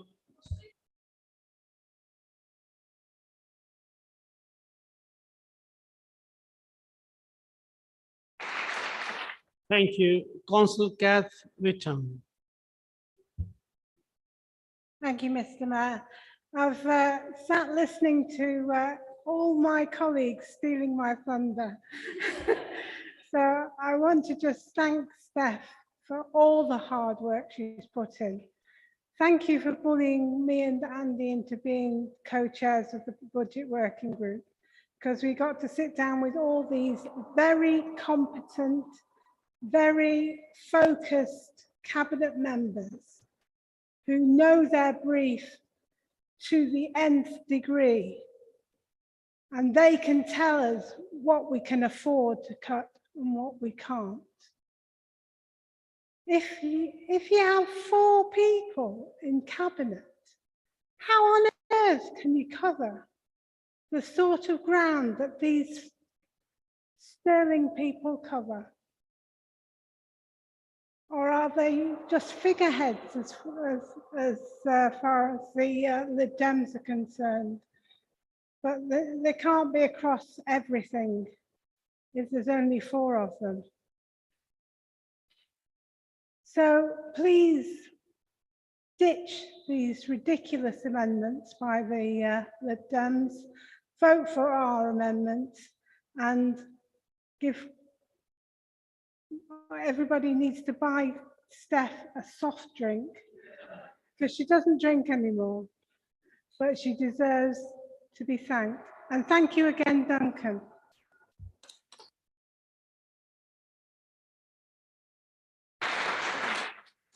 Thank you. Councillor Martin Seaton.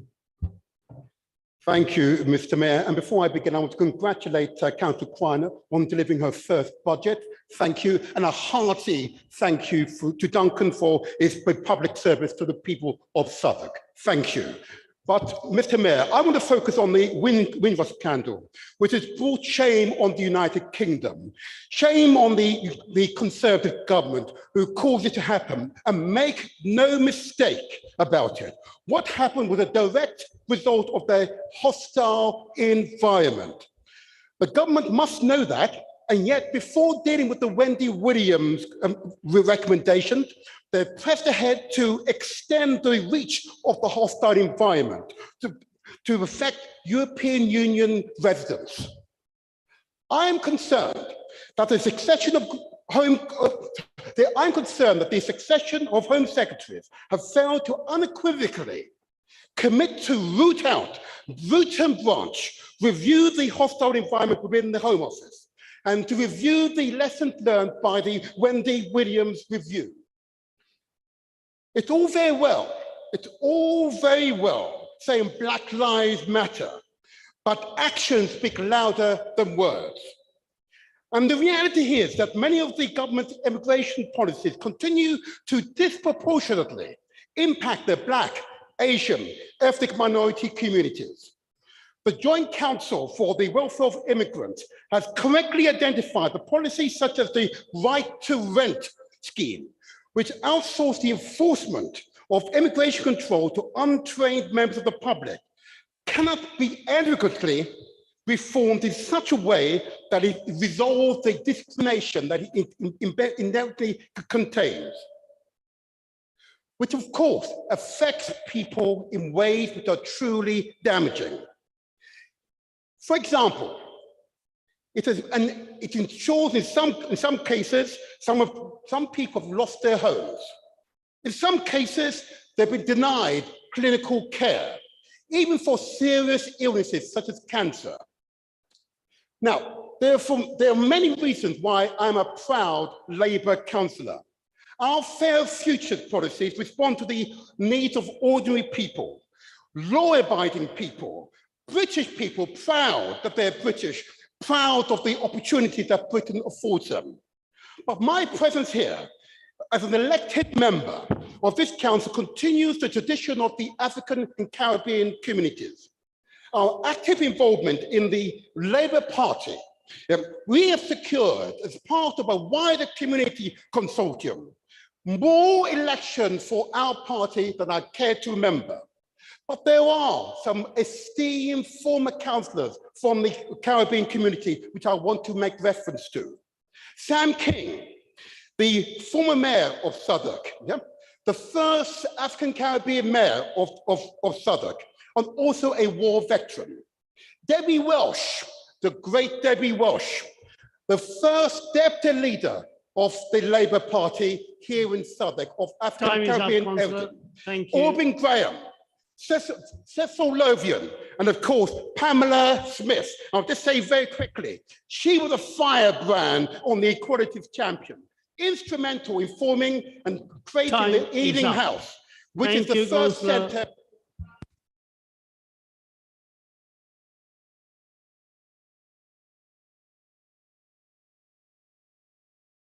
Thank you. Councillor Gavin Edwards. Thank you, Mr. Mayor. So I've unfortunately reached the stage in life where I've started to bore my children with reminders of how many years I've been doing certain things.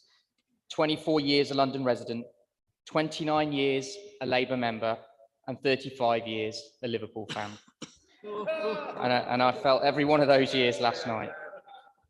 But I've also been a Labour councillor for 13 years now, and I have never even come close to seeing something like the formal comment from our Chief Finance Officer on the budget amendments from the Liberal Democrat group. Any comment from what are normally a completely politically neutral comment in the anodyne language that is normally used. Several people have quoted it tonight. It is extremely rare to see that kind of language. It's important people recognise how unusual that is for a chief finance officer to feel moved to make those kinds of comments. He said the scheme will need more detailed planning, design and consultation as necessary, and if appropriate, legal advice will need to be taken. Given the scale of the collective challenges, this amendment carries significant risk. It may be impractical to expect full delivery of these targets in 2023-24. These are incredible comments. Duncan Whitfield, as many people have said this evening, is the finest of local government officers, the best I've ever worked with. And he has felt moved to make these kind of comments about your budget amendments. I think you should hang your heads in shame that you put forward something that has invited that kind of comment from an officer of his caliber. And Councillor Hood says he's astounded by the council tax proposals. Astounded. I'm astounded that you're astounded, because they're the same as almost every other council in the whole country, including Liberal Democrat Kingston. Are you astounded by their proposals? It makes me think that you don't know what's going on in the world, that you don't understand local government, that you don't understand the finances of this council. And I have to say, once again, I comment on this every year, you have failed to put forward a proper alternative budget. A list of amendments is not an alternative budget. Your officers in your office, you as councillors, should be putting forward a full alternative budget. Put the work in and people might start to take you seriously. Until then, they never will. So Councillor Seaton used the phrase pride, and it's exactly the right phrase, because tonight, for the positive things, for the Labour values that are contained in this budget, I'm proud to be a Labour member, proud to be a Labour councillor, and proud to support this budget, and I hope you all are too. Thank you.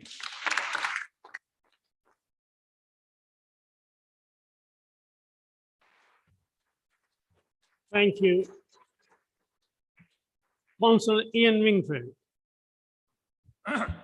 Thank you, Mr. Mayor. Follow that, as they say. Mr. Mayor, it came as no great surprise to me to see the Lib Dem amendment on vulnerable groups.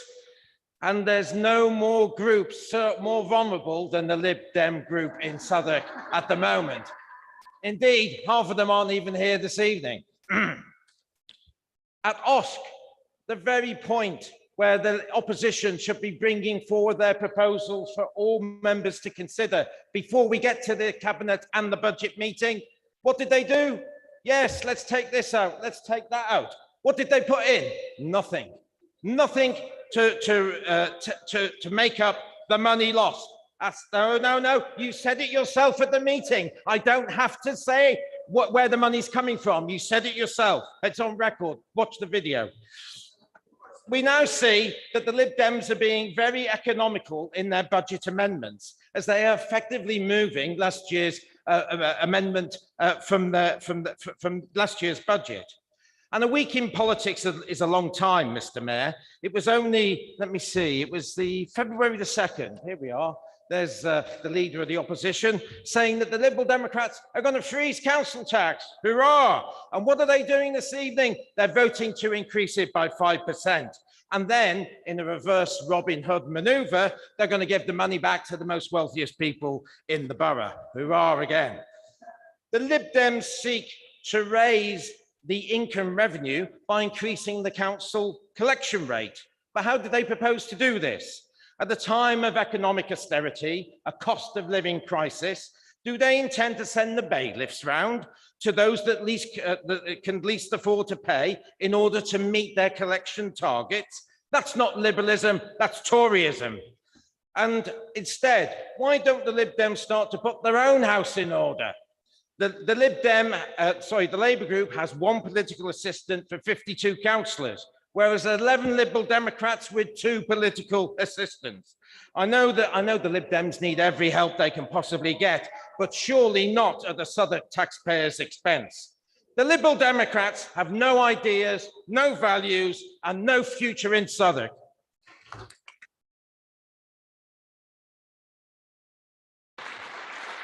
Thank you, Councillor. Councillor Jason Achwani.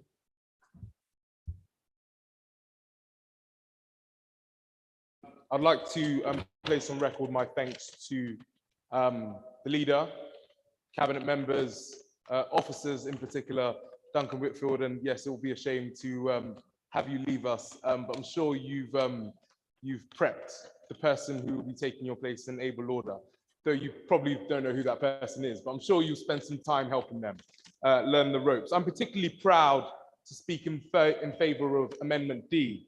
Proud of the record we have in providing free school meals to all primary school aged children since 2011 and nursery school children since 2019. And we know that it's important for us to always do more where we can and to ensure that we're investing further into the quality of our free school meals offering. And I'd like to place on record thanks to Councillor Jasmine Ali and the work that she's done, her predecessors, and of course, Sadiq Khan. I'm particularly proud today that we've taken the bold step to ensure that we're launching a pilot program for free school meals in secondary schools. And no doubt, I'm sure that this will help put us at the foothills of alleviating the burden of parents and guardians of those in secondary school, to particularly those from low-income households. We know through a recent report that it's about 38% of those children that live in our borough who live in households of low income when you strip out the costs that go towards housing.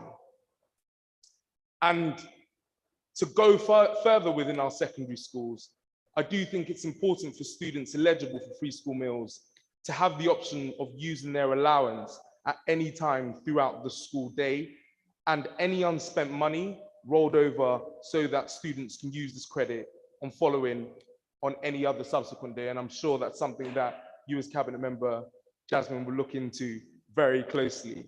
And no doubt, I'm sure that the government intervention will help us go further than this pilot program. But I'll leave off by saying this: as well as saving families hundreds of pounds per child, making free school meals available to all who need it will reduce the stigma that can be associated with being singled out as a low income, coming from a low income household. And so therefore boosting the take up amongst families who need it most will help reduce that stigma, particularly those in our secondary schools throughout this pilot program. So thank you very much, and I'd like to commend Amendment D. Thank you, Councillor. Councillor Charlie Smith. Thank you, Mr. Mayor.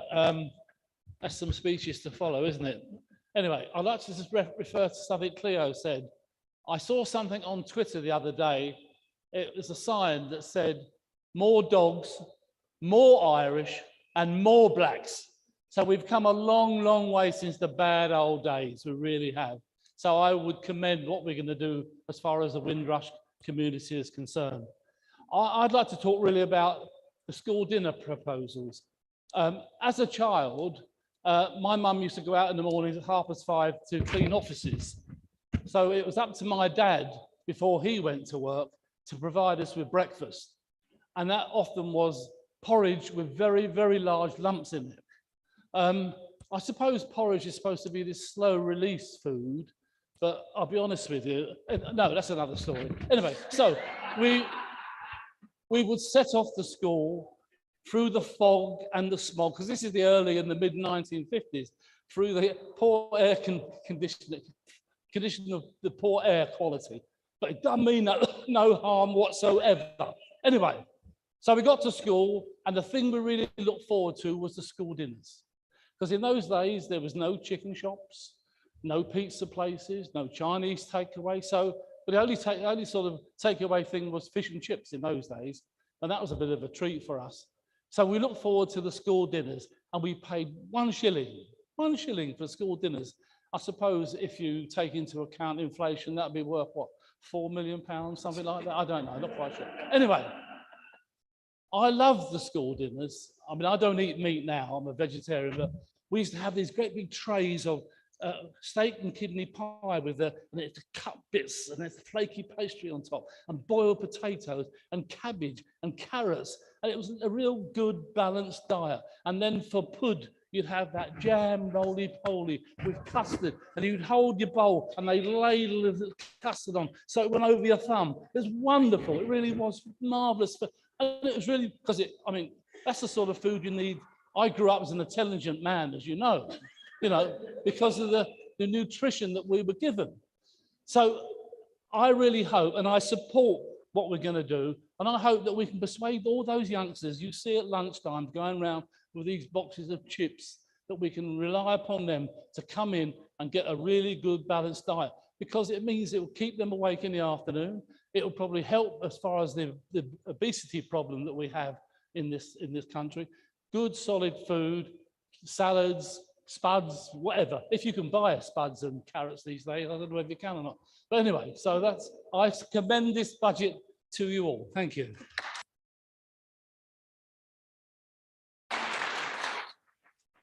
Thank you.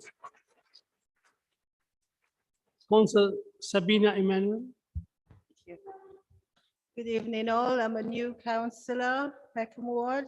First time speaking. First.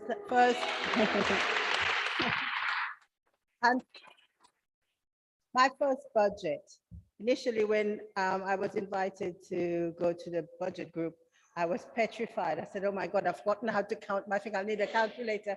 And I was stressing. And I found it, when I went, I found it really interesting. It reminds me of the days where I only had £5 for the week. And I had to have meals for me and my son out of that £5. And how I would balance it this way and balance it that way and end up having something substantial. But I applaud giving families more money, more food, the children, the free school meals, because sometimes if you get the free school meal, it will sustain you till you get home and you get the egg and chips, because that is all you could afford. And 2 years ago, my son said to me, Mom, we haven't had egg and chips for a long time. I said, well, that's because I can buy chicken now. So it's one of one and one of the other, and it's managing to please a lot of people, and you can't please everybody every time. Today's your turn, tomorrow might be somebody else's turn. But on the Windrush, I would like to commend Steph and the group for giving us that, because initially when my dad came up here from St. Lucia, it was, and the other people from the Caribbean, it was to help the mother country. England was the head of the state, and everybody seemed to forget England was head. It was the mother country. If she says run, you run. If she says you go to war, you go to war. We were considered the same as somebody who was born here. I came up in '68 with my colonial passport. I've still got it, if anybody doubts me. I've still got my colonial passport, because Britain was the head of St. Lucia. Now we're supposed to have independent, but the Queen's head is still on the money.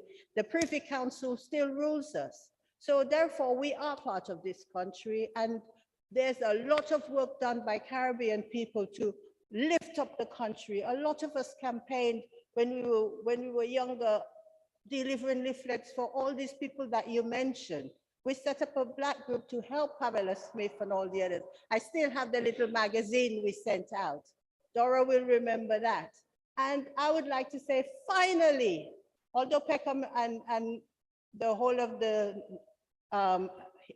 Notting Hill Gates and everywhere still is known all over the world, it was because of people who put their feet down, tied their waist, and went to do 3-4 different jobs so that their children can have something, their children can have an education. Council, time is up, Council. Thank you. Sorry, thank you. And thank you, then my dear. Thank you. And then we have this rich people who's never done a day's work in their life, ruining everything. Thank you. Councillor Kieran Williams. Thank you, Mr. Mayor. I want to start by saying a huge thank you. Thank you to the finance team for the amazing work they've done making this budget balanced for us, and to officers across the whole council who sadly have to work every year trying to make our pounds stretch further and further.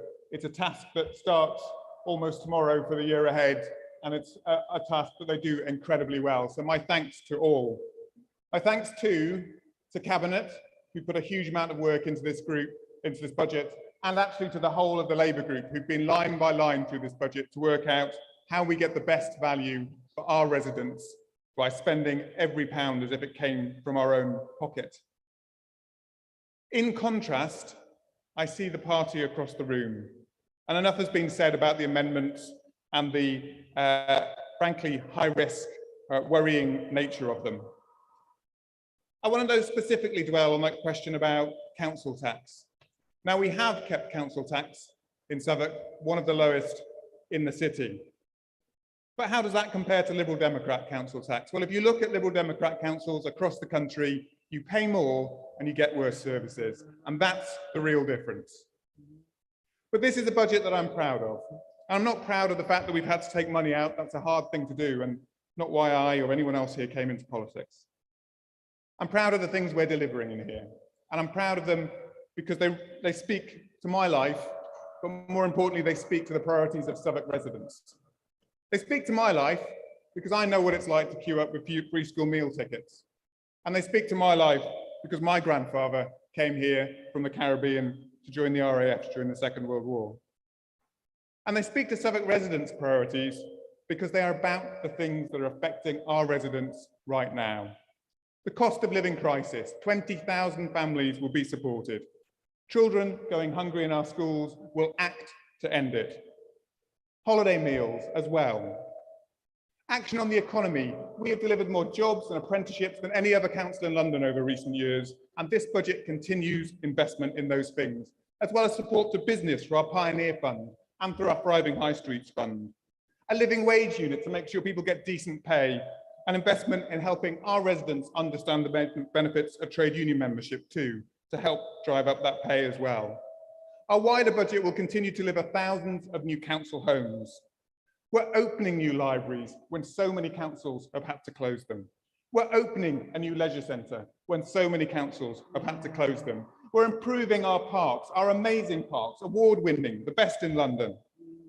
We're investing in care, rolling out mental health services for all of our young people in all of our schools, spending £80,000 in this coming year, sorry, £80 million, I should say, this coming year on adult social care to support our residents when they need it, and delivering investment in a new pensioner centre as well. And I'm glad to see Kathy sat in the audience. I'm glad we're putting that investment in.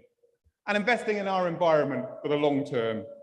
10,000 trees already planted over recent years, many more to come, getting us to over 100,000 in the years to come. £2 million invested in improving our streets, making them safer, healthier and greener. An investment in public transport, not least a new Northern Line station at Elephant and Castle. That's what an ambitious administration looks like. That's what it means to deliver on the priorities of your community, to deliver the change that people want. And to think of the long term, our Southwark 2030 Fund, another £3 million invested in the future of our borough and the priorities of our residents.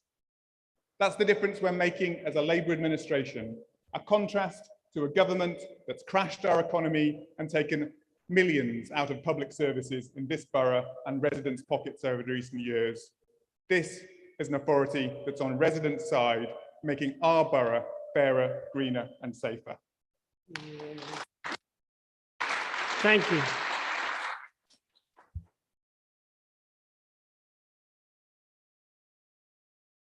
Councillor Stephanie Grime to reply. You've got 3 minutes. Thank you. Thank you, Mr. Mayor. And I want to say thank you to everybody for your contributions. I've heard some really great speeches this evening. I think the ones that have moved me the most are the ones that draw on personal experiences. Councillor Soanes, Councillor Emmanuel, Councillor McIntosh, Councillor Batterson and Councillor Smith telling us about how hard it was for you when you first arrived in the country, or when you were a child, Charlie, as well. They really moved me, and I think we learn from those personal experiences. It makes us stronger around that as well. And it actually chimes with our residents because we are sharing those experiences with them. I would like to comment on the opposition amendments, but before I do that, I must say that the Liberal Democrats' commitment to recycling is really admirable because they reuse the same budget lines year after year after year. But what I've learned through the budget process is that you always heed the advice of your Section 151 officer and take it on board. Otherwise, you start on the slippery slope to financial ruin. And it doesn't take long to become another Northampton or Southwark. And when I look at the amendments before us, I seriously cannot fathom why the opposition have ignored this advice. The comments on the financial robustness of the amendments is quite damning, actually, around that. And I know some people are astounded by the fact we're raising council tax. I'm actually astounded that you have decided to proceed with amendments that carry significant financial risk. And I know other members of my group have read them out to you, but I do think that something shocking as this needs reinforcement around that. So on Amendment A, the fact that it says, given the scale of the collective challenges, the amendment carries significant risk, and given the complexity of some of these proposals, it may be impractical to expect full delivery of these targets in 23-24. How is that a robust, meaningful, deliverable amendment? It simply isn't. For Amendment B, collectively, these proposals create significant risks for the 23-24 budget and are not in line with the recommendations of the Section 151 officer as set out to Council Assembly. So the opposition are proposing a set of amendments that are risky and reckless. They are willing to gamble public finances on unachievable and undeliverable proposals, all for the sake of gesture politics. And it shows a lack of understanding of local government finance, a blatant disregard for the protection of vital services, and will most certainly result in having to dig further into council reserves to balance their budget. But thankfully, these amendments will not see the light of day. By contrast, our budget amendments show sensible fiscal management whilst delivering ambition and aspiration. It is this Labour administration that continues to support residents through the cost of living crisis. It is this Labour administration that continues to find new and innovative ways to tackle the climate emergency. And it is this Labour administration that will ensure that no child in any of our schools or nurseries will go hungry. And I just want to use the last 19 seconds that I have to say thank you to Duncan. I want to have my thanks as well. I think since I became a councillor in 2014 and I was Deputy Cabinet Member for Financial Inclusion, your support in that year, helping find the ropes was invaluable. And in all the Cabinet roles that I've done, you've been a constant there, helping, supporting and guiding. But this year, it's been absolutely amazing working at such a close level with you around that. I will miss our one-to-ones outside the Chop House in the sun, while you have a glass of white wine and I have a cup of tea, and we talk around the issues and problems and horizon scan around that. I wish you all the best. I really do, Duncan. You will be missed. There will be a big Duncan-shaped hole in this council around that. Personally, I think, I have really valued your support and guidance this year. Don't be a stranger to us. Southwark will always be your home.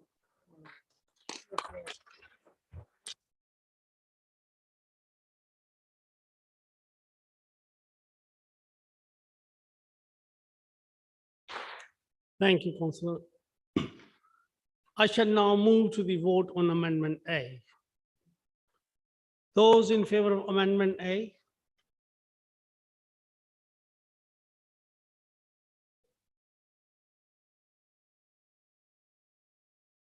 Eight, Mr. Mayor. Those against?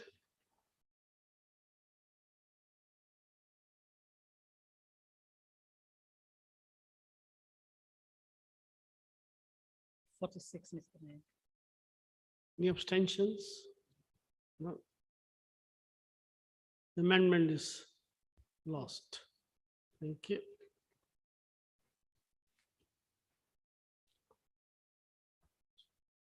Vote on Amendment B, Policy and Resources Strategy. Those in favor of Amendment B?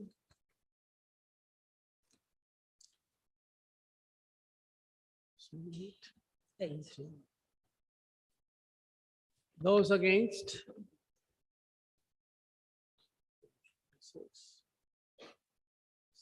Same, 46. Yeah. Abstentions? None. Amendment is lost. I shall now move to the vote on Amendment C. Those in favor of Amendment C? Same again, 8. Those against?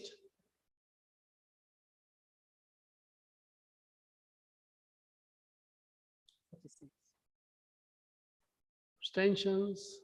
None. Amendment is lost. I shall now move to the vote on Amendment D. Those in favor of Amendment D?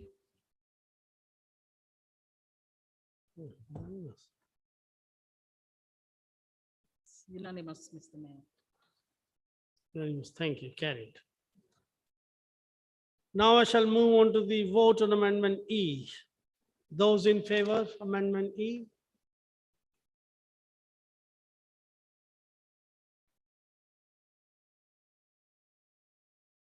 Unanimous. Unanimous. Thank you. Amendment is carried. Thank you. We shall now carry out the procedure for taking a recorded vote on the substantive motion. The clerk will make an announcement at the beginning and end of 1 minute, after which no members will be readmitted to the room.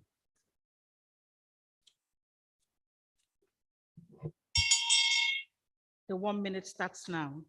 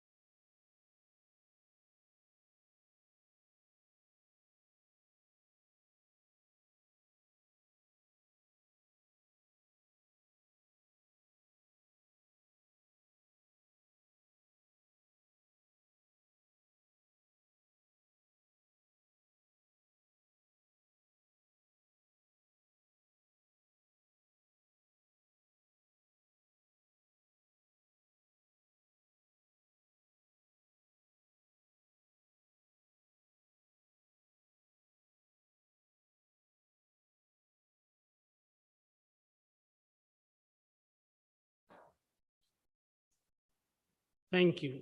The waiting period has passed and the meeting has been closed. I shall now move to the vote on the substantive motion. I shall ask the clerk to call the names of all members in alphabetical order, and each member present shall declare if they are for, against, or abstain. Thank you, Mr. Mayor. Councillor Abacha. For. Councillor Akoto. For. Councillor Jasmine Ali. For. Councillor John Betson. Oh, sorry, Councillor Naima Ali. Councillor Naima Ali. For. Councillor John Betson. For. Councillor Rachel Bentley. For. Councillor Cassandra Brown. For. Councillor Maggie Browning.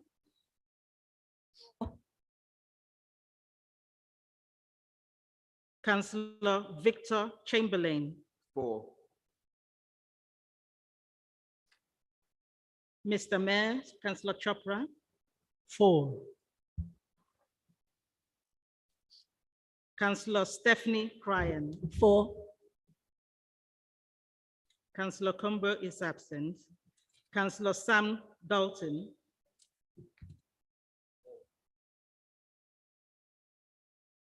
Councillor Helen Dennis. For. Councillor Dora Dixon File.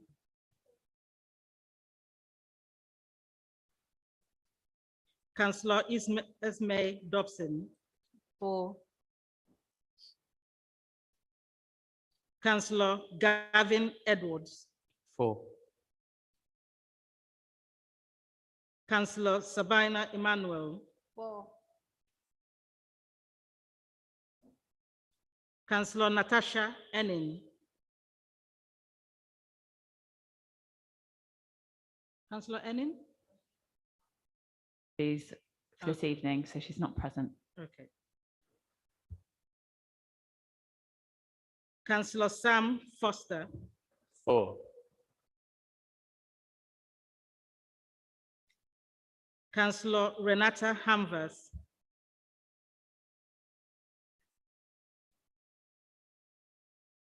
Councillor Barry Hargrove has given apologies. Councillor Harper has given apologies as well. Councillor John Hartley. 4. Councillor Ismail Hicks. 4. Councillor Emily Hickson.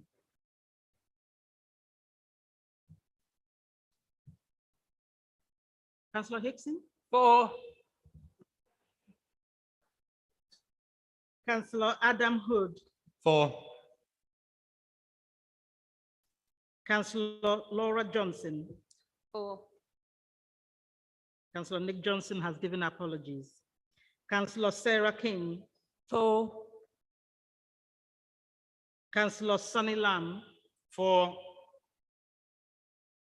Councillor Richard Leeman. 4.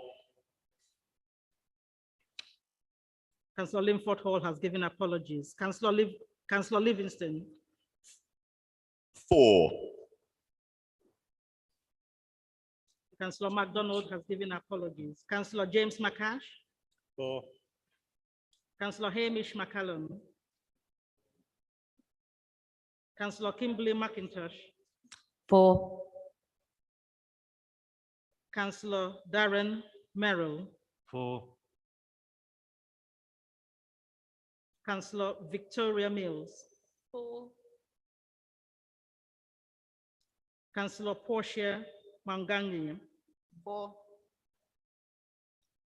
Councillor Graham Neal. 4.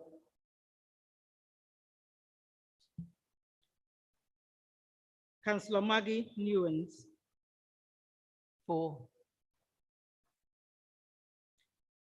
Councillor Jason Ocheri. 4.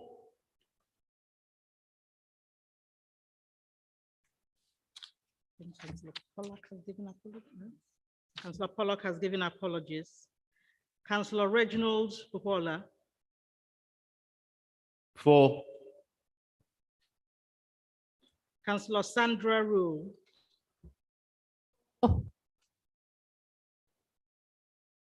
Councillor Bethan Roberts. 4. Councillor Catherine Rose. 4. Councillor Jane Salmon.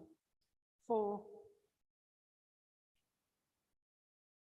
Councillor Martin Seaton. 4. Councillor Andy Simmons. 4. Councillor Michael Shitu. 4. Councillor Charlie Smith. 4. Councillor Cleo Stones. 4. Councillor Emily Tester. 4. Councillor Chloe Tomlinson. 4.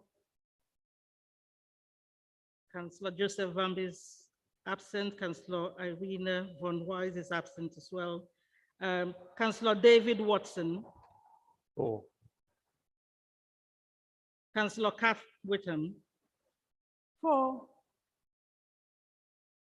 Councillor Kieran Williams. 4. And Councillor Ian Wingfield. 4.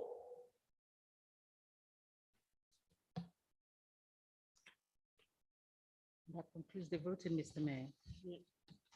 Just totally top. Make it people.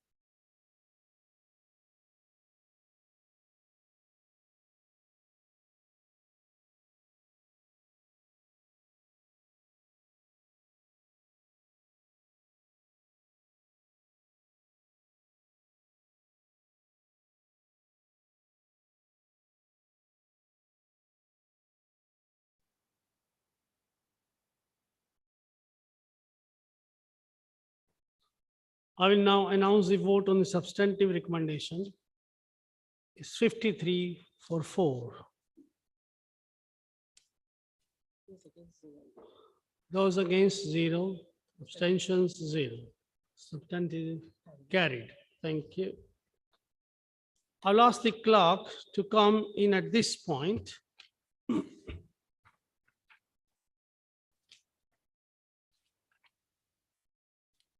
Thank you, Mr. Mayor. In accordance with the Budget and Policy Framework Procedure Rule 2G, the Cabinet recommendation has been amended, and this is treated as an in-principle decision.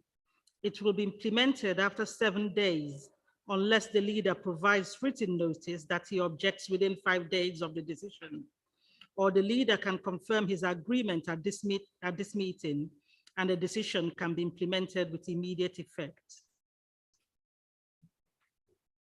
Councillor Kiran William, do you agree to the change to the cabinet recommendation?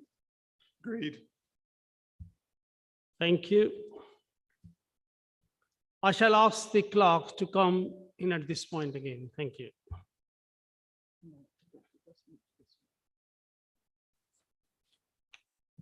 Thank you, Mr. Mayor. The report we're now looking at is item 2.2, setting the council tax for 2023-24. Council Assembly has agreed the level of council tax for 2023-24. This is set out in the Cabinet's recommendations as agreed in the substantive motion on item 2.1, as amended by the program motion and amendments D and E. As the GLA have not formally agreed their precept yet, Council Assembly has agreed to create a council tax setting committee, which will meet on Friday, 24th February at 9:30 a.m.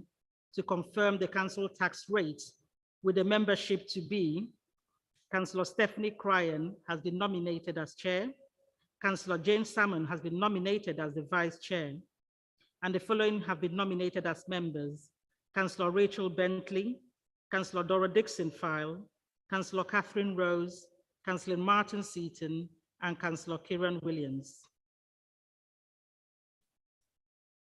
Thank you. Thank you, Mr. Mayor.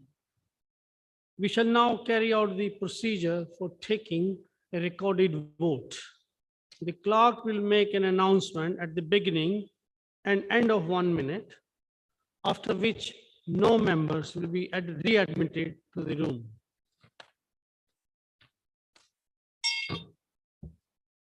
The 1 minute starts now.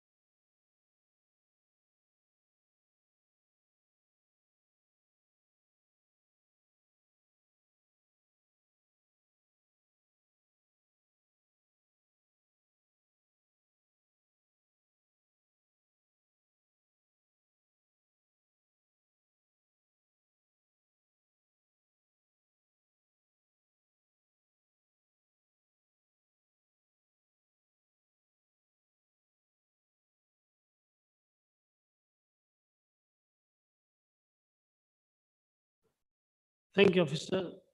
The waiting time has passed and the meeting has been closed. I shall now move to the vote on the substantive motion.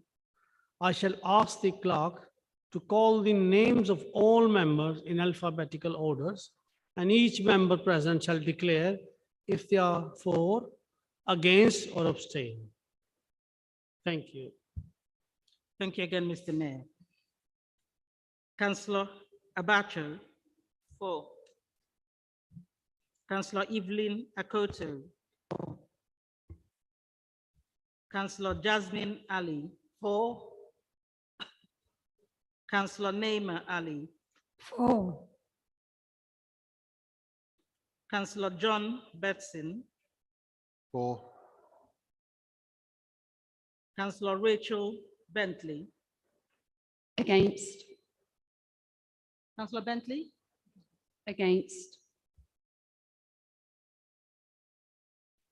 Councillor Cassandra Brown. For. Councillor Maggie Browning. For. Councillor Victor Chamberlain. Against. Mr. Mayor, Councillor Chopra. For. Councillor Stephanie Cryan. 4. Councillor Combo is absent. Councillor Sam Dalton. 4. Councillor Helen Dennis. 4. Councillor Dora Dixon-File. 4. Councillor Ismail Dobson. 4. Councillor Gavin Edwards. 4. Councillor Sabina Emmanuel. 4. Councillor Enin is absent. Councillor Sam Foster. 4. Councillor Renata Hamvas. 4. Councillor Barry Hargrove is absent. Councillor Keziah Harper is absent. Councillor John Hartley. 4. Councillor Ismail Hicks. 4. Councillor Emily Hickson. 4. Councillor Adam Hood. Against. Councillor Laura Johnson. 4. Councillor Nick Johnson is absent. Councillor Sarah King. 4. Councillor Sonny Lamb. 4. Councillor Richard Lehman. 4. Councillor Linford Hall is absent. Councillor Richard Livingston. 4. Councillor Alice MacDonald is absent. Councillor James McCash. Councillor Hamish McCallum. Against. Councillor Kimberly McIntosh. Councillor McIntosh? 4. Councillor Darren Merrill. Councillor Victoria Mills. 4. Councillor Portia Mangwani. 4. Councillor Graham Neal. Against. Councillor Maggie Newens. 4. Councillor Jason Ocheri. Councillor Leo Polak is absent. Councillor Richard Popola. 4. Councillor Sandra Rule. 4. Councillor Bethan Roberts. 4. Councillor Catherine Rose. Councillor Rose? 4. Councillor Jane Salmon. Against. Councillor Martin Seaton. 4. Councillor Andy Simmons. 4. Councillor Michael Shitu. 4. Councillor Charlie Smith. 4. Councillor Cleo Soames. 4. Councillor Emily Tester. Against. Councillor Chloe Tomlinson. 4. Councillor Joseph Vambi is absent. Councillor Irina Von Wise is absent. Councillor David Watson.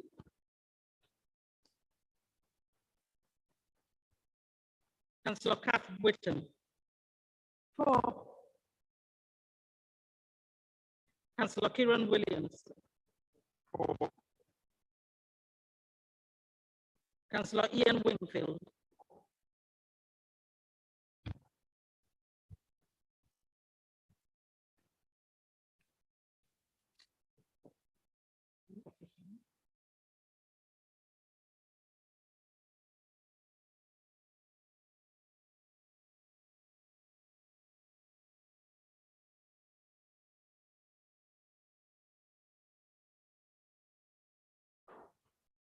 I will now announce the vote on the substantive recommendations. Those in favor of substantive, 45. Those against, 8. No abstentions. Thank you, it's carried. Sorry. Through you, Mr. Mayor, just want to make a slight amendment to the voting on amendments A, B, and C.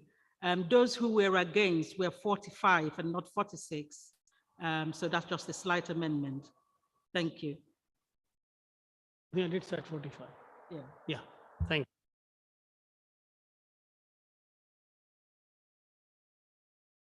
you. The cabinet member for communities, equalities, and finance will present the report. Councillor Stephanie Cryan will formally move the report. Thank you. Thank you, Mr. Mayor. I will not spend 5 minutes doing this. Just to reassure Council Assembly, there have been no significant changes since we brought the Treasury Management Report to Council Assembly in November. But just one thing that I just wanted to make people aware of is that normally at this Budget Council Assembly, we also agree once every 4 years to the first Budget Council Assembly of every new administration, we agree the Capital Refresh Programme.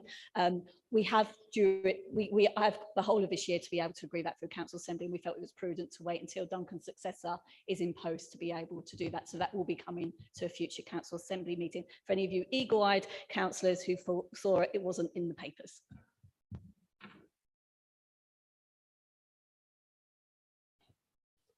There are no amendments to this report.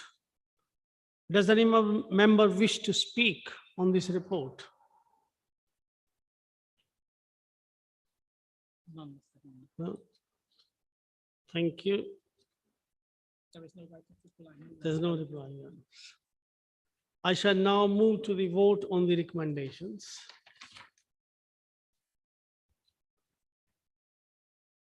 Those in favor of substantive?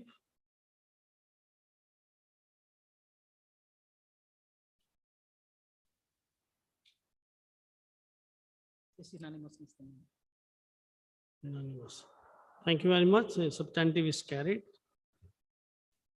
Thank you very much. And that was the last item of the business today. So we finish on time. Thank you very much for everyone. Thank you.